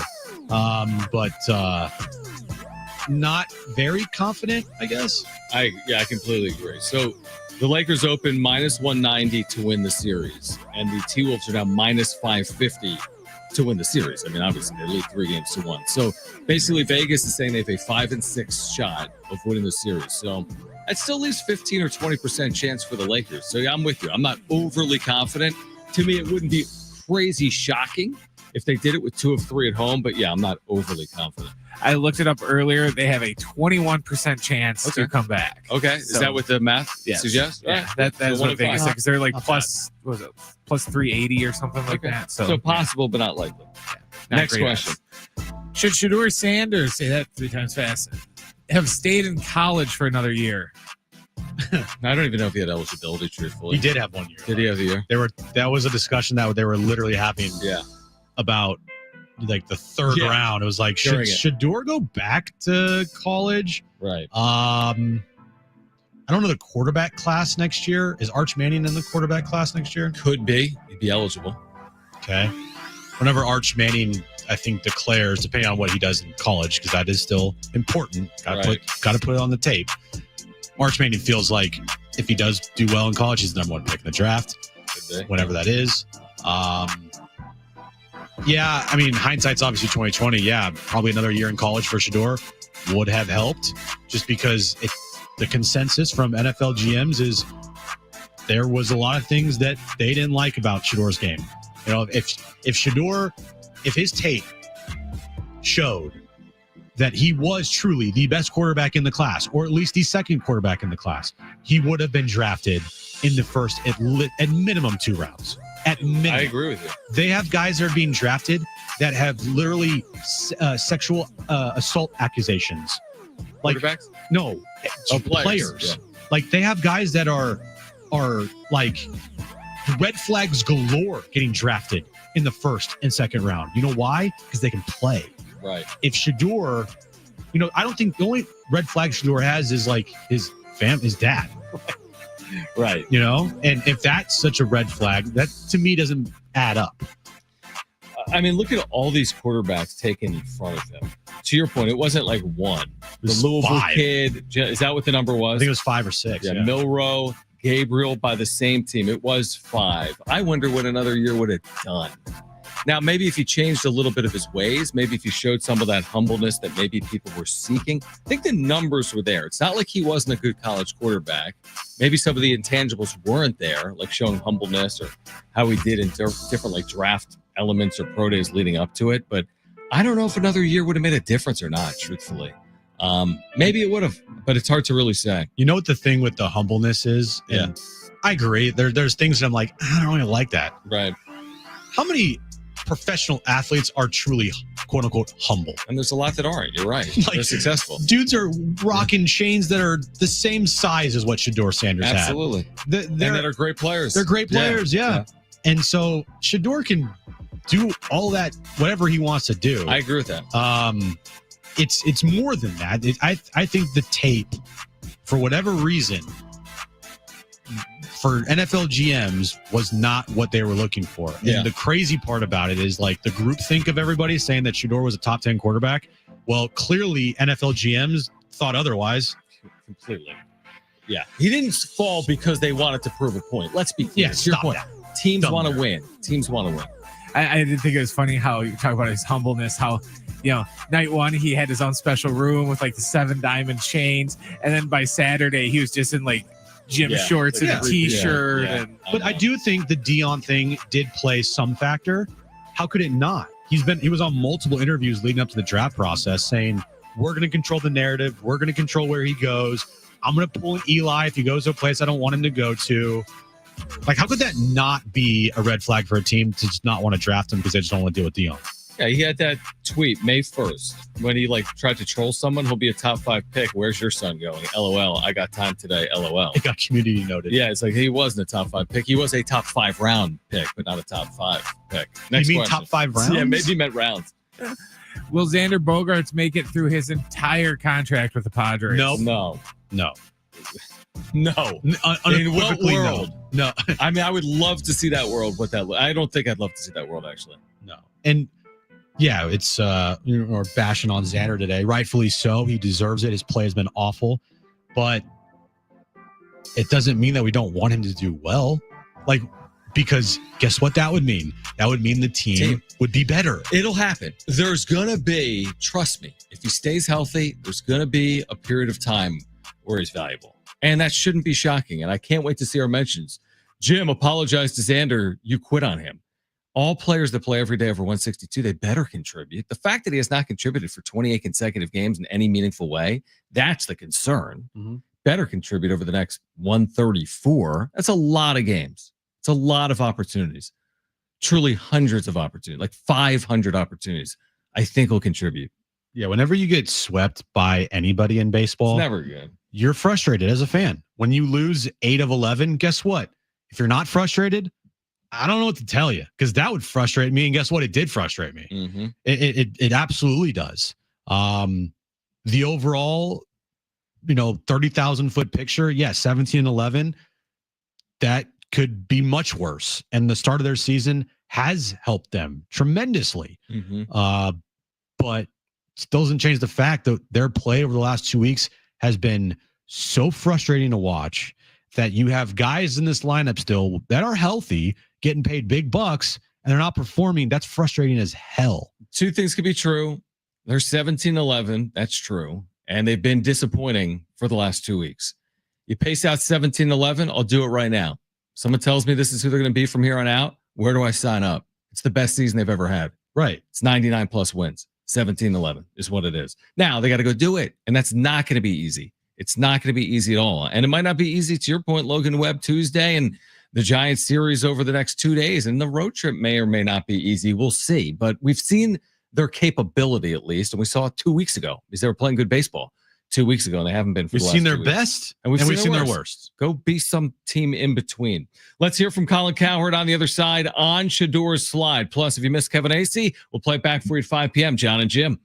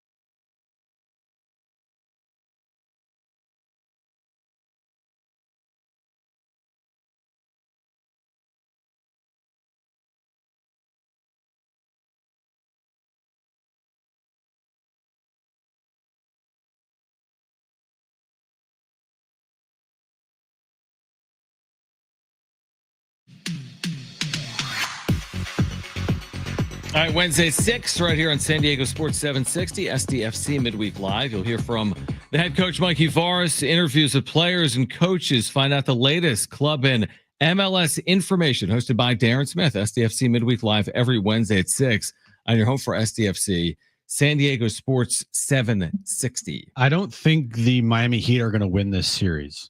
Down 3-0 and trailing game 4. What's the score now? 20-5. Yeah, it might be over. They might not win this series. They should throw the white flag now. What are the odds we could get right now, Miami, to win the series? 100 to 1? 1,000 to 1? Around there. 1,000,000 to 1. Now, did I just see Donovan Mitchell get out of the game because of an injury? I don't know. That'd be bad if you're the Cavs. Yeah, I didn't see that, but maybe, or maybe they're just saving him. Yeah, they're like, we don't won this series. We don't need you for the rest of the night, bud. All right, so Cleveland going for a sweep of Miami and leading game 4, 20-5, and leading the series 3-0. Colin Cowherd can be heard weekdays from 9 to noon on San Diego Sports 760. He had an interesting take on Dion and Shedeur and how it all relates earlier today. Take a listen. I said this years ago about backup quarterbacks. I've said this more than once. A perfect backup quarterback is a guy that could go to the local mall, put sunglasses and a baseball hat on, walk through the mall, and nobody would bother him. Nobody would recognize him. Your starting quarterback in the NFL is going to be a star. All right? All starting quarterbacks in their towns are stars. A backup, nobody wants a celebrity. And so that's the downside. I don't blame only Shedeur, but when you hear he sandbag interviews, that's what Dad did. Dion sandbag interviews. Legendarily sandbagged interviews. Bragged about sandbagging interviews. But Dion was an A+++ prospect, the best corner of all time. Everybody knew going into this draft that Shedeur wasn't a great arm guy. I would have drafted him. Not a mobile guy. I would have drafted him. I was shocked by it. And I was told, if he doesn't go in the first 6 to 8 picks in the top of the second round, people are telling you they see him as a backup. Peter Schrager used to work here, now works at ESPN, also brought up an interesting point. Dion has worked for so many media outlets and has so many friends in the NFL. You know, nobody wanted to give him the truth. Your son's okay. And then once the noise scares a lot of teams, especially at one position. The discussions are always different about quarterbacks than non-quarterbacks. When I talk to NFL people, we always talk about toughness.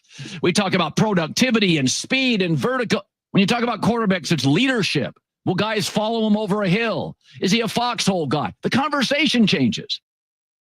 That makes a lot of sense to why he probably fell as much as he did. Yeah. Because you're right. If you draft it, say you're the Niners. Yep. All right. And if Shedeur's the best player on your board in the 5th round, are you going to be like, you know what? Let's just take best available. No, that's going to be a disaster for you. Yeah. And if you're a team that needs a quarterback, but you've already drafted a quarterback, or you don't want to draft Shedeur, or you drafted someone that you thought was better on your board than Shedeur, yeah, you're not going to want him as your backup, because guess what's going to happen in Cleveland? If they start losing, and when they start losing, and whoever's the quarterback in there, every single fan in that stadium is going to be, cheering and wanting Shedeur Sanders in there. And he's going to get the most media attention. You're right. He's going to get the most talked about thing in Cleveland. That's for sure. Like the Cavs could win the NBA title this year. Yeah. And if Shedeur Sanders gets starting reps with the Browns in practice, they're starting with Shedeur Sanders getting starting reps in practice. I mean, is there some similarity there with different circumstance, but nobody wanted Colin Kaepernick as their backup. Like he wasn't good enough to go get to just be a sideshow for your team. I mean, it's a good point that nobody wants their backup quarterback to steal the show in the NFL. I feel like that is a bad thing for a culture and a bad thing for a locker room.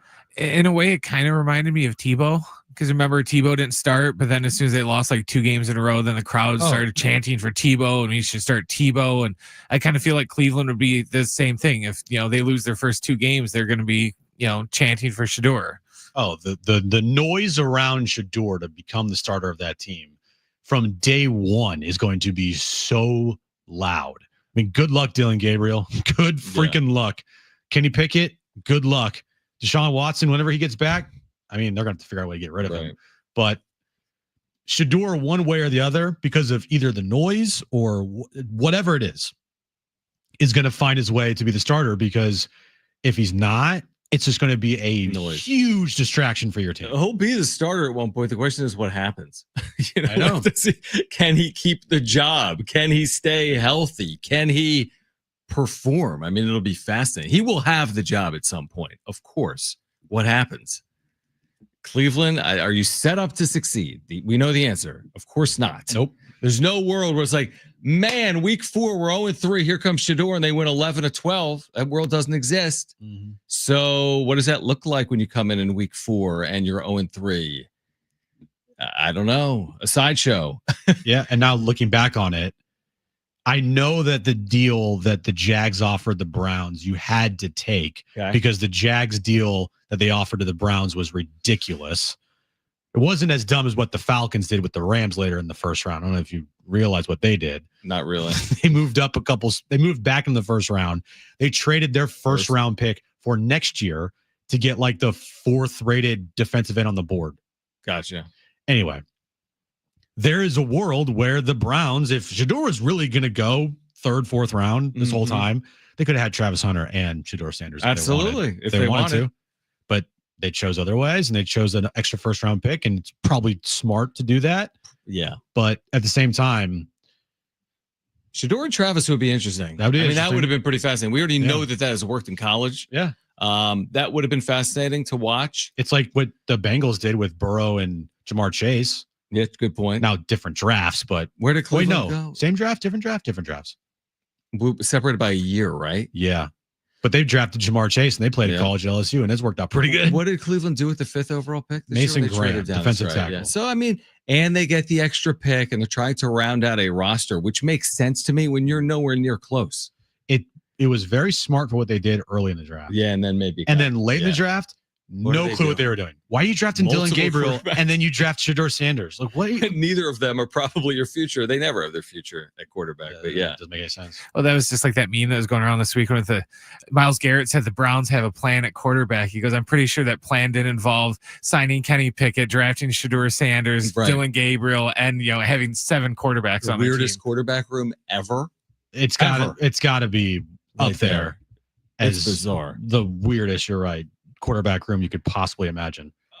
Ethan Salas has been placed on the IL in single A. He has not played since April 17th. He's officially gone on the IL with back spasms. He's hit 188 with a 544 OPS. Now, I don't know how many games that is. I don't think it's more than 10, 11, 12. But Ethan Salas, who has not played in a while now, April 17th is going back, over 10 days, now has been placed on an additional 7-day IL. Still as young as they get in the minors. I think he's still 18.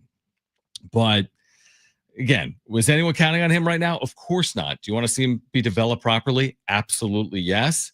Not overly encouraging that, it's just kind of been what it's been so far. He was actually in Double-A San Antonio, where he's hitting 188 in 10 games, hasn't played in 11 days, and now on the IL. Yeah, the shine on Ethan Salas is wearing off very quickly. And like you have mentioned before, once prospects start to drop, they drop quickly. Have you ever heard from Robert Hassel again? Oh, it's right. You haven't. You're right. There's guys that are gonna just pop. Like if James Wood, for every James Wood, there's a number of Robert Hassels. Oh yeah. And that's not to say Salas is Wood or Hassel. Like, as in we don't know. Just use it as an example. But you're right. I mean, prospect that we talked a lot about and just never heard from. If Salas hits a $188 this year, I'm not saying he will, he's gone from the top 100 prospect rankings. Maybe not because he's heading into age 19, but he's not going to be terribly far off. It's a big year for Ethan Salas. Yeah. Just like from a development standpoint. Absolutely. You can hit 230, and I think that would be completely acceptable and fine. Mm-hmm. And I think a lot of people would be like, he's improved a lot. And I would agree. Again, I don't watch Ethan Salas every single day. I just rely on what, David J from Matt Friars tells us and Kyle Glazer. But at the same time, the numbers are the numbers. And it's pretty eye-popping when you see what he has done in the minor so far. And yeah, he's very young, but 180 is 180. And Leo DeVries is also 18. Guess what he's doing in the minors? Hitting for cycles. So you can't tell me that an 18-year-old can't produce in the minors because I'm watching it with Leo DeVries. Yeah, Salas in his career, again, with the grain of salt that he is 18, has hit 221 with a 652 OPS, and he's been placed on the IL in AA. All right, Kevin Acee, if you missed it, on the other side with much more on the Padres' health and their struggles. Plus, you're going to hear from Fernando Tatis Jr. on the Padres skid. All coming up, hour 4, Jon and Jim next.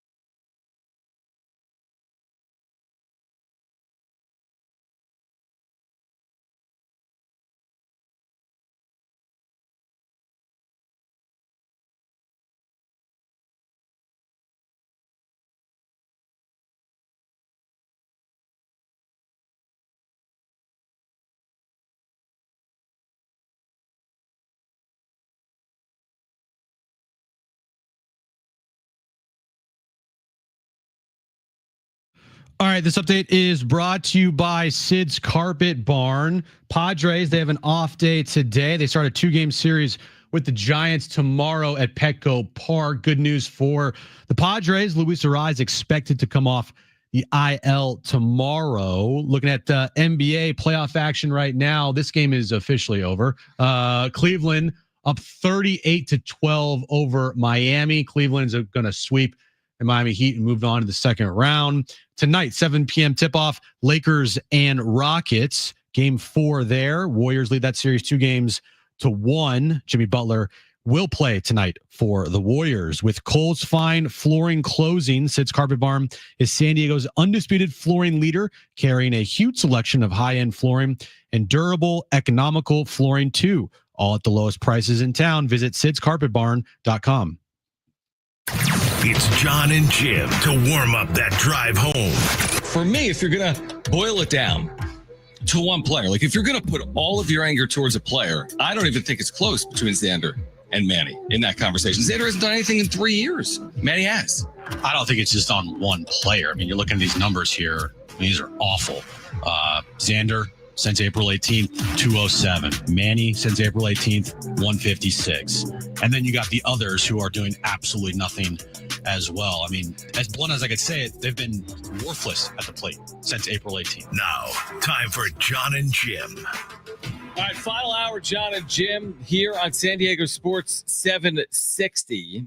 Let's start with a conversation with Kevin Acee. A lot in there for Padres fans. Then, by the way, Shaquille O'Neal has just accepted a brand new role that you'll never believe, but we'll share that with you coming up here momentarily. But if you missed our conversation with Kevin, we started it by asking how concerned the Padres organization and Padres fans should be with San Diego 3-8 in its last 11. Gosh, I almost think it's both. I do think it's concerning. 2-7. Once you've done it, you can do it again. This depth that you were high on, that certainly was doing, really kind of just enough sometimes to when Merrill first went down, it was getting you through. Well, these guys aren't giving you those at bats. They're not giving you what you have come to say, or Petco Park at bats. And so, that's concerning. On the other hand, they are getting experience. People grow, people get better, people learn from, bad games, bad at bats, whatever. So that's where I say, you know what, this is just part of it. Like, I think anybody that, the players were, I was, you probably it couldn't keep going on like this. And the more guys dropped, 3 members of their core, and you can discount Jake Cronenworth if you want, but he obviously started out really well. The guy finds a way to get on base. He's crucial. It's the dominoes that happen. And, they were going to have a period like this. That said, man, it's funny because then I want to get deep into the scoreless innings stretch and, the starting pitching and get kind of doom and gloom. But I got to remind myself, every team goes through this. What's the Dodgers record right now with all their injuries, right? What's the Phillies record with all their injuries? This is just a part of it. It's a part of it. And I don't think on this show there's any overarching concern season's over, because like you said, they do go through these stretches for sure. But I think when you look at this stretch that could be viewed as an overarching concern, that's Xander Bogaerts. This was an opportunity, one of many that he's had. Guys are going down. All right. They need someone to step up. We look at Xander because of the money. We've talked about it before. It's whether it be fair or unfair, it is what it is. Yeah. He's hitting cleanup in the lineup, Kevin. The problems right now with this team are what they are, but Xander feels like it's close to the top of that list. I think you're right. I mean, I think it started out that way, not like I'm concerned, but hey, here's one of the things we're watching this year. What is Xander Bogaerts? You can make excuses. You can talk about the positives from the first 2 years, but that's not what you were paying for. But okay, we can look and say, made the playoffs one of those years. He has had some big moments. Okay, what is this year about? I think that's the way the Padres were looking at it. And so far, whatever we are, 28 games now. And like you said, and I think that's a real key thing, this is the time that a guy like Xander Bogaerts you should be like, oh, cool, we got Xander. I mean, I was talking to people about Why would it? There was a game in Houston where Xander was on deck the day that he was off, and it was the pinch hit for Tyler Wade. And just out of curiosity, because gosh, we're all like trying to learn and trying to manage along. Why wouldn't you have pulled Xander Bogaerts back in after Jose Iglesias doubled and had Tyler Wade try to bunt? And was it because lefty on lefty with Hader that was going to be a tough blah blah? But the point is, the answer was, well, Xander Bogaerts, man, got one of the best hitters in the game up. And I was like, yeah, I'd love to think that was true, but is that really? Like, Xander Bogaerts is one of the best hitters in the game right now? Because he's not. I mean, like, yeah, throw in the money and like it's a liability. And that's just a fact. I mean, I'm one of the people, part of the chorus, making excuses or explaining things about Xander, but like this is terribly worrisome. Terribly worrisome, and really more from like an organizational perspective moving forward because the length of the deal and the terms of the deal. I mean, they're gonna have serious questions. You've talked to us about this, that like they're gonna have questions that they're gonna need to answer probably as soon as this offseason if Xander plays like this year, right? Because you can't just. It's one thing to have a bad contract. It's another thing to have a player, because of a bad contract, wear you down and pull you down. Well, and that's kind of like Xander's such a great guy, right? But the fact is, like 8 more years, like at 25, when this is like, you needed to at least get, and he said it before the season, to his credit, like this is the time for him to perform, because he's going to be with you until he's 40. And that's probably not going to be pretty, no matter what. And so, this is, and it is like, can you get through 2025 and be a playoff team with this Xander Bogaerts? Yes, you can, as long as, don't have a bunch of other injuries. And as long as these guys are coming back and they perform like they were performing. But yes, when I start to get into this almost hyperbolic state when I talk about it and say that it's, it's gravely concerning, it's because of the remaining money that's on there. Yes. Yeah. And it's just like, okay, Xander, we're not asking you to carry us for a season. It's just like, can you give us a week here when the guys are down to step up and you're in the cleanup spot and whatnot? And he hasn't done it. You're right about that. So 16 games without an RBI. Yeah. In the RBI positions. Like, if you want to look at it this way, and I'm not trying to throw fuel on the fire, I'm sorry. I am, because I mean, this is one of the great gentlemen in the game. He also has accomplished a lot in the game. Let's not forget that, right? Mm-hmm. Like that's what the Padres are holding on to. But like, and I get inflation and all, but like, this is more, what's left for Xander is more than the original Eric Hosmer contract. Yeah. Like, this is like huge money, man.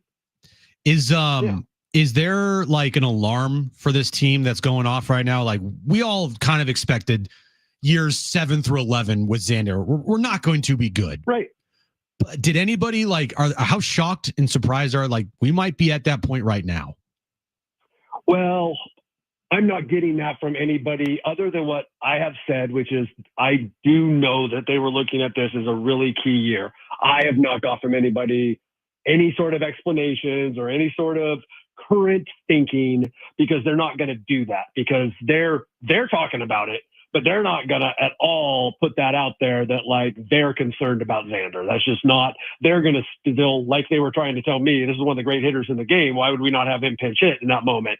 They're still going to be playing Xander up. And look, again, I have such great respect for what these guys do, and look at the numbers in Boston. And it's like, okay, okay. And I'm the last guy to speak like I've been speaking about Xander right now. I'm just trying to be real about it. I'm the guy who says, let's let things play out. I don't have to be. I'm very fortunate. I don't have to be on the radio every day, right?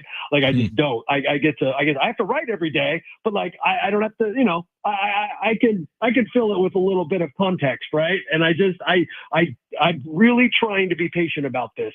But as you can tell by the things I've already said, I do think that there is some alarm, but the Padres are not going to be on the record or otherwise right now going, pulling their hair out. We've seen this so much with Manny before. We've seen stretches where, he can be 11 for 53, which is what he is here recently. We've seen other stretches where he can carry this team. We've seen slow starts. He's off to a decent start overall. That's been way down here by the last 10 or so games. What do you make of where Manny is right now? Again, a good start, I think, overall, but he's really cooled off here when they've also needed him in the absences of Merrill and Arise. It's a little bit of a rarity in that when they've needed him in the past, he generally has gone on a tear. And the thing about Manny is it could start happening tomorrow, right? And over the next week, 2, 3, his are generally 30 games long. He could have a 900 OPS, and they were, he was hitting the ball all over the park and hitting it out of the park. I don't know, and this is absolute speculation based on me watching him. I've not talked to anyone about this. I was sick. I missed 2 games over the weekend, or Friday, Saturday. And but watching, including yesterday twice, like, I'm not saying he's hurt, but like, I just think that like he's got some nagging things right now. That's just me watching it. I don't know that. I'm not seeing him get extra treatment. So I don't know, but I'm just saying, like, man, I think that it was a really, exciting start. It was like everybody was really up, and I just think everyone's kind of feeling it right now. And Manny might be one of those guys, but because I don't know what else to say other than, like, the only thing shocking about it is that he's usually the guy who steps up in these moments. He actually looks exactly like he often looks, which is once Manny goes chasing, Manny chases for a couple weeks or 10 games or 15 games or whatever. Yeah, and right now it's not been good for Manny, so it's kind of a little magnified. Boom. Yeah, exactly. Kevin, do you think that this team, for whatever it is, do you think they rely on Jackson Merrill too much? Well, I don't know that they do that, but like the narrative of it. It became, if you're like, when you say that, what I go to is like he was carrying them the last part of last year, and he was carrying them, or one of the guys carrying them. Obviously, Tatis has been, we'll hold Tatis above everybody this year. Like I traced this back to Jackson Merrill going down. Even though they kept winning after that, it was the beginning of the attrition. And Jackson Merrill, his big hits, his big moments, a stolen base, a first to third, whatever it was. I'm not sure if that's what you're referring to, but Jackson Merrill was the glue. I mean, you said earlier, Jim, right, that he's kind of maybe the Profar role of last year in terms of what he meant to a team. I mean, you don't truly know what it means until you don't have that player. I mean, we're talking about a guy that put together a terrific rookie season and put together a terrific 10 games. So clearly they've missed him. When's he going to be back, Kevin? What's the expectation here? Could it be Friday, or are we waiting longer than that? I think it's Friday. I mean, the fact that he was doing a lot of stuff yesterday, not full speed, but not the kind of stuff that you're doing if there's a concern that you're going to, it's going to grab at something. There's going to be a regression. And then, so I haven't talked to anybody today, but they said he headed off to Arizona. So, okay. I think that's a huge step. So I would think Friday. I think all along it was kind of like, it could be San Francisco, but probably the 2nd of May in Pittsburgh. So that's still what I would think. What does Mike Schilt need to do to be better, Kevin? That's not managing 101, but it's like managing 200, right? Oh, like yeah. Deflect. It's you look at me, I'm the guy. Yeah. And that's all I did. Good for you, Mike. And I'm not even saying it's not true, but like there's things he's trying to find, right? Mm-hmm. But like, yeah, come on. Okay. Yeah, no, your guys you don't have the guys. He's run out of things he can say about, the night before, Mike gave a rare concession that as close as he'll ever come, and it wasn't a criticism, but as close as he'll ever come to a criticism, said that the players were pressing. Well, they were pressing the last day in Detroit too. But, and then so on Sunday, he said, if you want to blame someone, like you got to look at me, right? And if you read the quote, or if you heard the quote, he kind of tripped over his words a little bit, almost. And here I'm being like psychologist here, but almost like he didn't know exactly what to say, because what he was saying was, come on. Yeah. Okay, Mike. Yeah.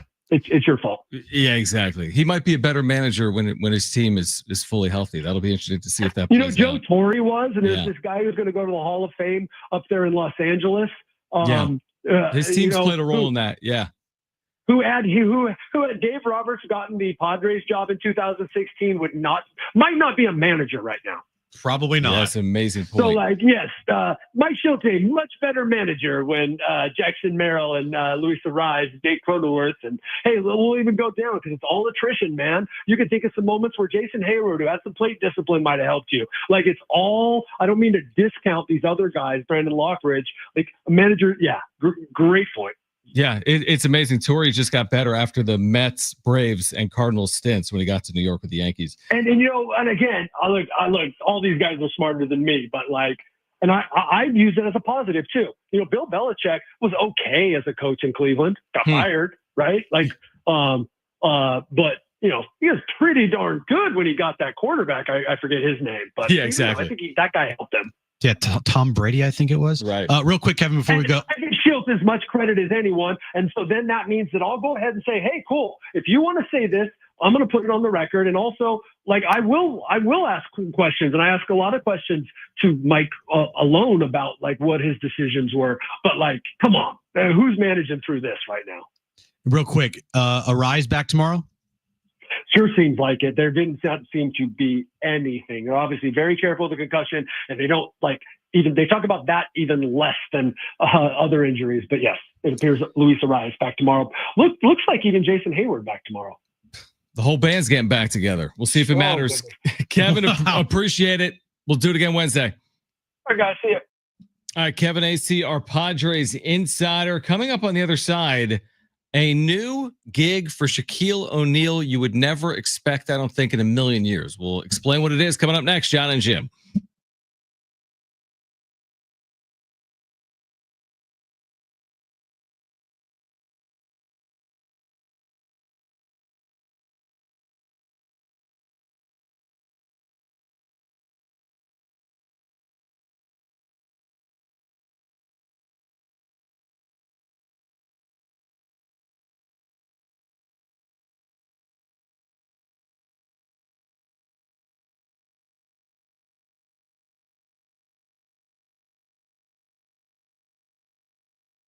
All right, so interest rates have plummeted, and it is time to call Loan Pronto. Hey, guys, it's Schaefer. If you're looking to get cash out of your home equity, refinance out of a high rate, or do a home improvement project, Loan Pronto can make it happen in a matter of days. Take advantage of this opportunity and get tens or even hundreds of thousands out of your home equity. Pay off all your credit cards, pay off your car loans. The average homeowner cuts their monthly bills by $1,000. More info at loanpronto.com. Inflation and higher costs have put a lot of people in a stressful financial situation. But if you own a home, there's a way out. Loan Pronto has multiple options that can help you get the financial freedom you deserve. And most homeowners get their cash in less than 2 weeks. Most don't even need an appraisal. Do the smart thing. Stop paying insane rates on those credit cards. Wipe them all out. Got a lower mortgage rate. Get some money for that home improvement project. It all starts by getting in contact with the experts at Loan Pronto, loanpronto.com, or call now 619-207-4336, loanpronto.com. Equal housing lender, NMLS 1661781, subject to lender approval, NMLSconsumeraccess.org.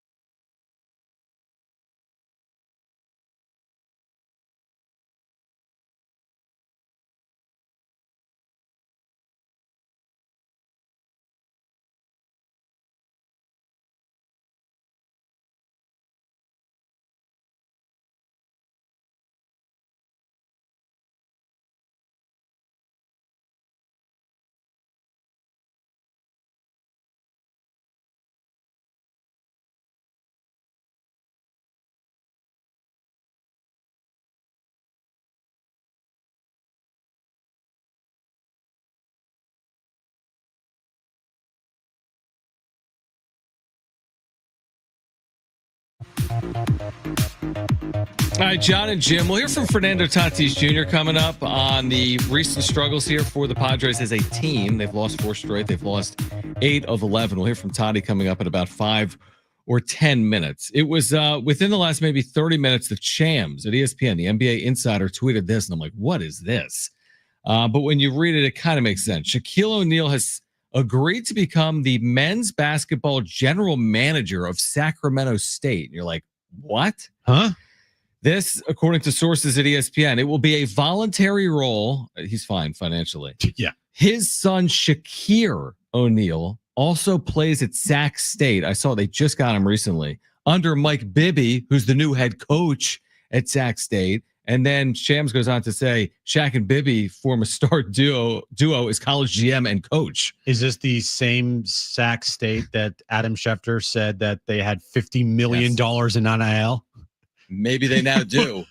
Shaq. Shaquille O'Neal, he is somebody that has deep pockets, obviously, and I don't think would be worried about spending his own money on this program, especially if his son's there. Now, how long does this last is a question. Is like, does it last until his son's gone? And what year is his son? Is his son going to be there a year? Yeah. You know, in this era, these players come and go so often that, I don't know if his son's going to be there for more than 1 year. When Sac State is in the Sweet 16 next year. Can you imagine? Well, his son is already spent 3 years in college. So what's he going to be there for 2 or less? Right. What did he do last year? I mean, 7 points, 3 rebounds, 1 assist, 50% from the floor. Junior forward, 6'8", 200 pounds. It's fine. Yeah, that's fine. It's good. I'll tell you what would make it better is $10 million from Shaq to round out the roster. Right. But what else? What do they get? What could they? I mean, it's not like it's also late in the process, right? Chad Baker-Mazara went to USC. Yeah, how about that? They're gonna go sign. There's a kid from Memphis that wants $4 million. PJ Haggerty. Go get him.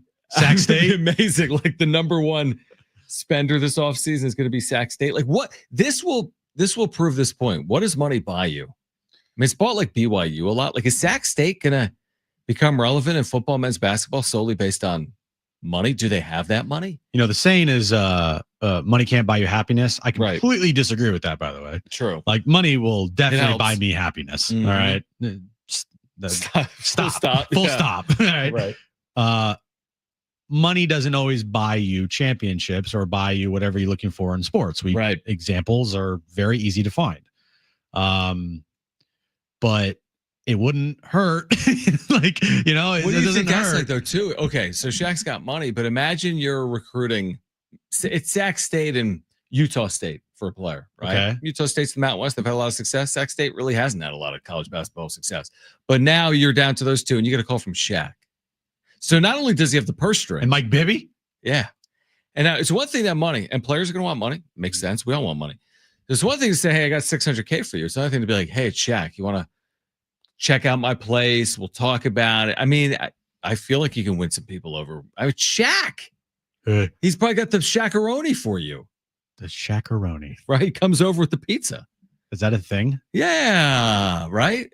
The Shaq-a-roni? Yeah, Papa John's. So they always advertise it. Oh, okay. It's $15.99. Shaq practically owns Papa John's now. How much money do you want? Yeah. You want a pizza? I'll give you the Shaq-a-roni. Okay.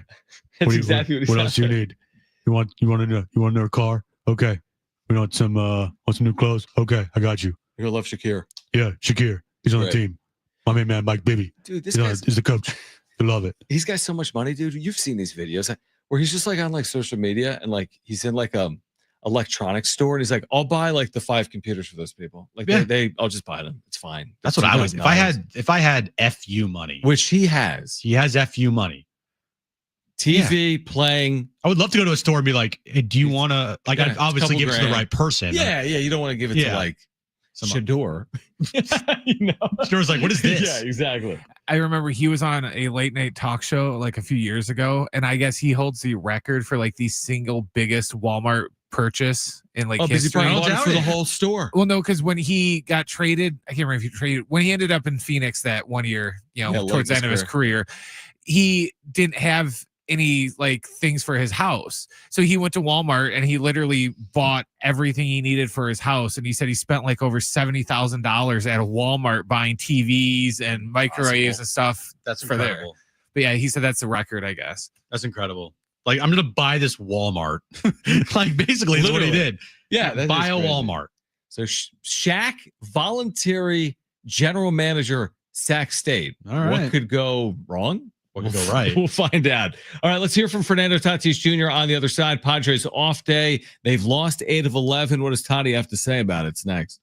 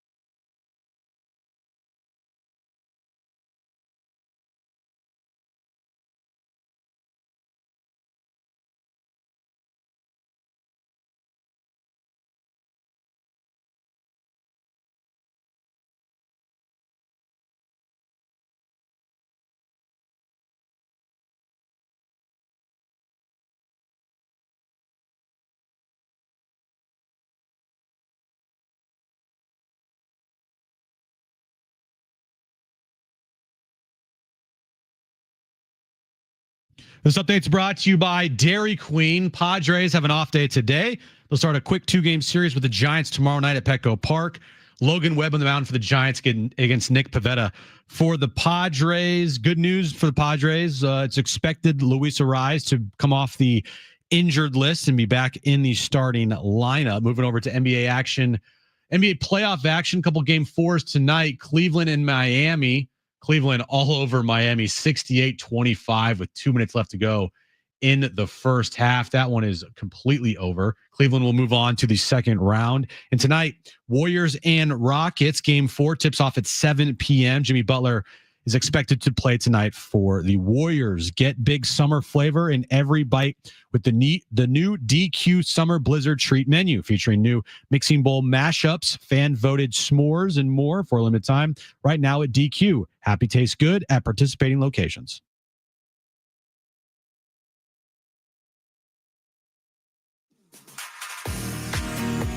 All right, so like you said, Miami might not come back.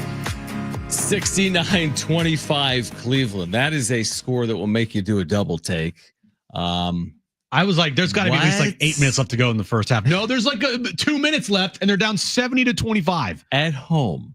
25 points. 25. That is unbelievable. I can't wait to hear the halftime show with Charles Barkley and Kenny and Shaq. Oh my gosh. You know what we didn't mention today is the Bill Belichick interview on CBS Sunday morning. The weirdest, most awkward. I still, no joke, I have yet to watch it because I know it's so cringe. I know it's going to be that cringy. It's that cringy. I read all the things about it and what she says. I've yet to watch it. He's looking at us all. Oh, I don't watch 60 Minutes. No, it's not 60 Minutes. CBS Sunday CBS, morning, and nobody watches it. But everyone's posted the clips. It was supposed Sunday morning, unlike 60 Minutes, is soft fluff. Right? It's like, hey, look at what Bono's doing now with U2, and he's got gardens. Like, it's the most soft reporting. So they interview Bill Belichick. It's supposed to be like a good PR spin on like what he's doing at North Carolina. Hey, he's dating this younger woman. Hey, everything's great. And his girlfriend, Jordan Hudson, like controlled the narrative on everything. And it's being reported now that she stormed out of the room and delayed the interview for 30 minutes. She also wouldn't let him answer specific questions about their relationship or how they met, and was in the room for the entirety of the conversation. This Bill Belichick, he's a big boy. He's answered a lot of questions and deflected a lot of questions in his career. And this thing, which was supposed to be like a PR win, you go on Sunday morning for PR fluff wins. This has become an absolute, this has become a huge story. Do I want to go there? We'll go where? With the relationship? With the speculation of the relationship? What is the speculation with the relationship? I don't even know. Because I haven't done the reading on that. What's the speculation? This is just me personally. Okay. Like looking at it and then hearing and seeing. He doesn't want to answer on it. Doesn't want to answer. Hey, how did you meet your now girlfriend? And then she steps in and doesn't want him to talk about it. Look, do I want to go as far as saying that, maybe this is like you've heard the term hired. That's how it started, or that's how it is right now? Dude, I don't know, man. But it's just, look. So you're saying she was on call? Potentially. But is that, how did they meet? That's the question. I will say there's not many. How old's Bill? 74? 72-ish? There's not many 72-year-olds out there that are dating 24-year-old women. Correct. That the woman is like all like, oh, we met at a bar. 73, by the way. It's 73, April 16th. Like, have you watched White Lotus? I have. You watched season 3? No, not yet. Okay. Season 3, they're in Thailand. Okay. All right. And there's a part of the show where they're all looking around and there's a bunch of old dudes on a yacht. They're all rich. Right. And they're all with very young, attractive women. And what it is they're all prostitutes. I'm not saying that she is. I'm not saying she is. But your mind goes to a place of like, okay, how did they meet? And then she steps in and she's like, oh, don't tell anybody. And I know she went to school and whatever, but like, I'm not saying she's a prostitute, but there is just a weirdness to it. How a 24-year-old is dating a 72-year-old, 73-year-old. Yeah, it's very weird. I mean, he had that long relationship, right?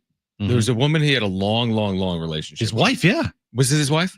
Oh, yeah. Okay, I didn't know if they were married or not. But it's just very curious. And also, they say Jordan Hudson is playing a significant role in his day-to-day at North Carolina as head coach, right?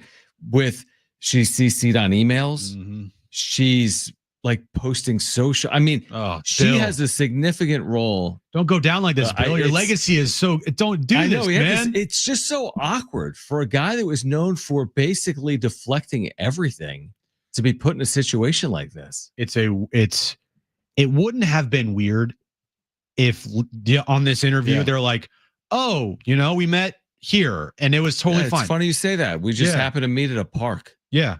But the fact that she did this and stepped in raises a million different questions. There are a million. Why go on CBS Sunday morning unless you have it kind of buttoned up? This has only created, obviously, more questions. Right. And look, it's his life. Do whatever you want with your life. It doesn't matter. But to have the "where did you guys meet" question become like, oh no, we can't talk about that. That makes it sound as if it's nefarious. Yep. If it makes it sound, and it makes people go to, like myself, to the part of like, how, like, what's going on here? I mean, listen to this. Hudson has requested to be copied on emails to Belichick at North Carolina and has referred to herself as the chief operating officer of Belichick Productions. Like, what is going on? How does this end for Bill Belichick, by the way, at North Carolina, too?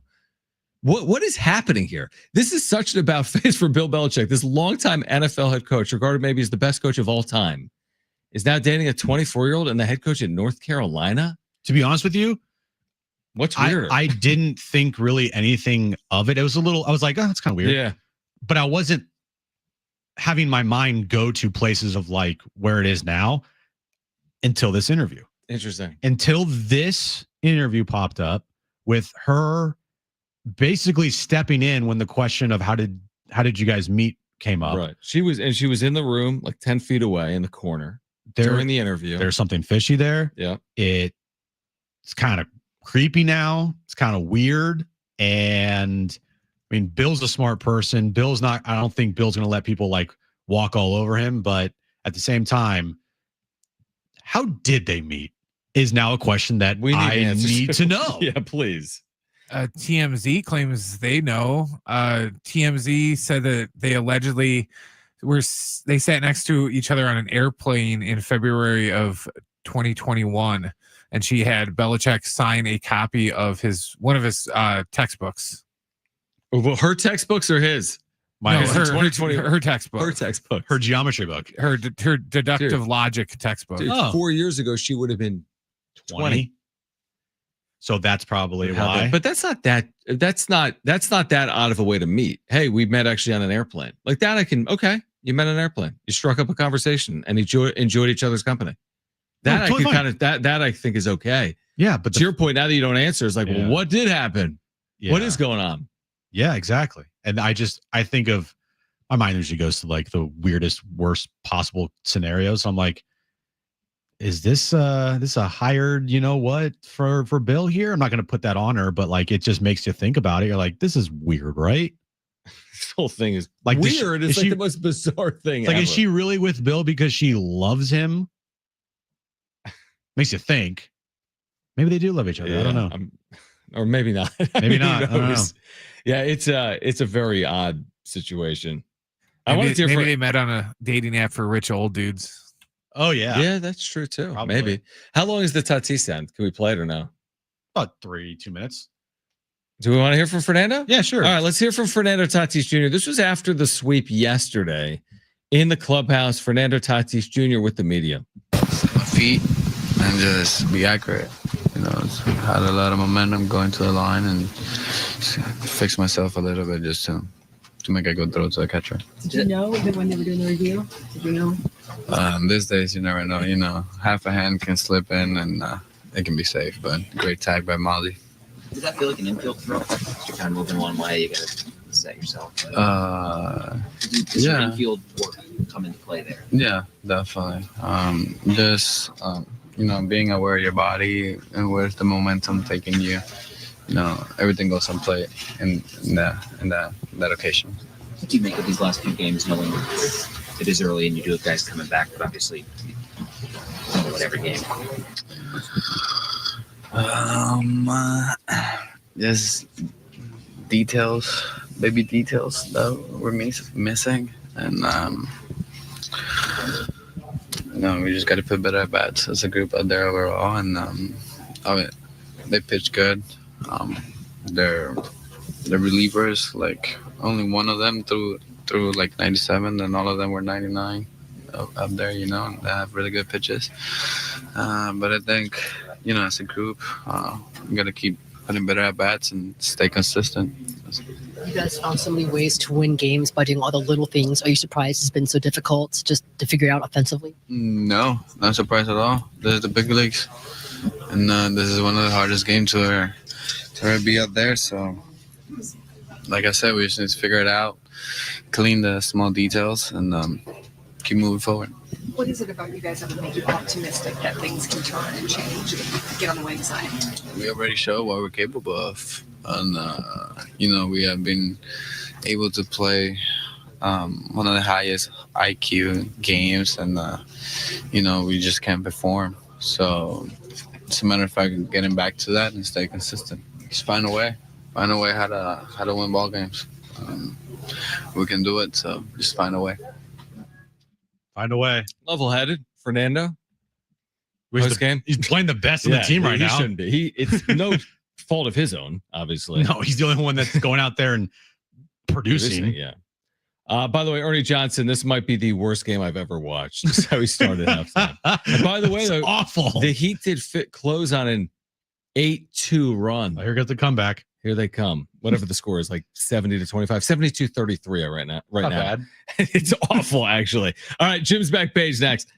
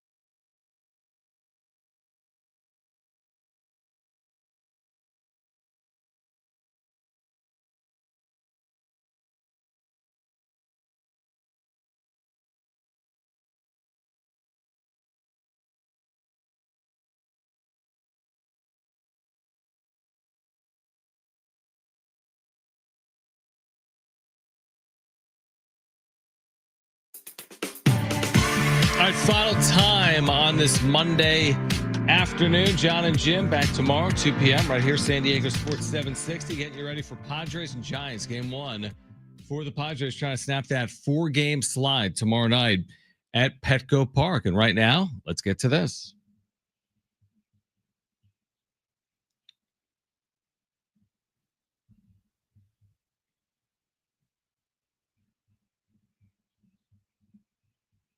I want to rip through these real quick because I do have a question for both of you. All right. That we'll talk about quickly. Crumble cookies of the week: birthday cake cookie featuring Oreos, strawberry ice cream bar cookie, a brookie cookie, a dulce de leche cookie, butter cake cookie, carrot cake, which is here all month, and of course a milk chocolate chip cookie that is April 28th through May 3rd at Crumble.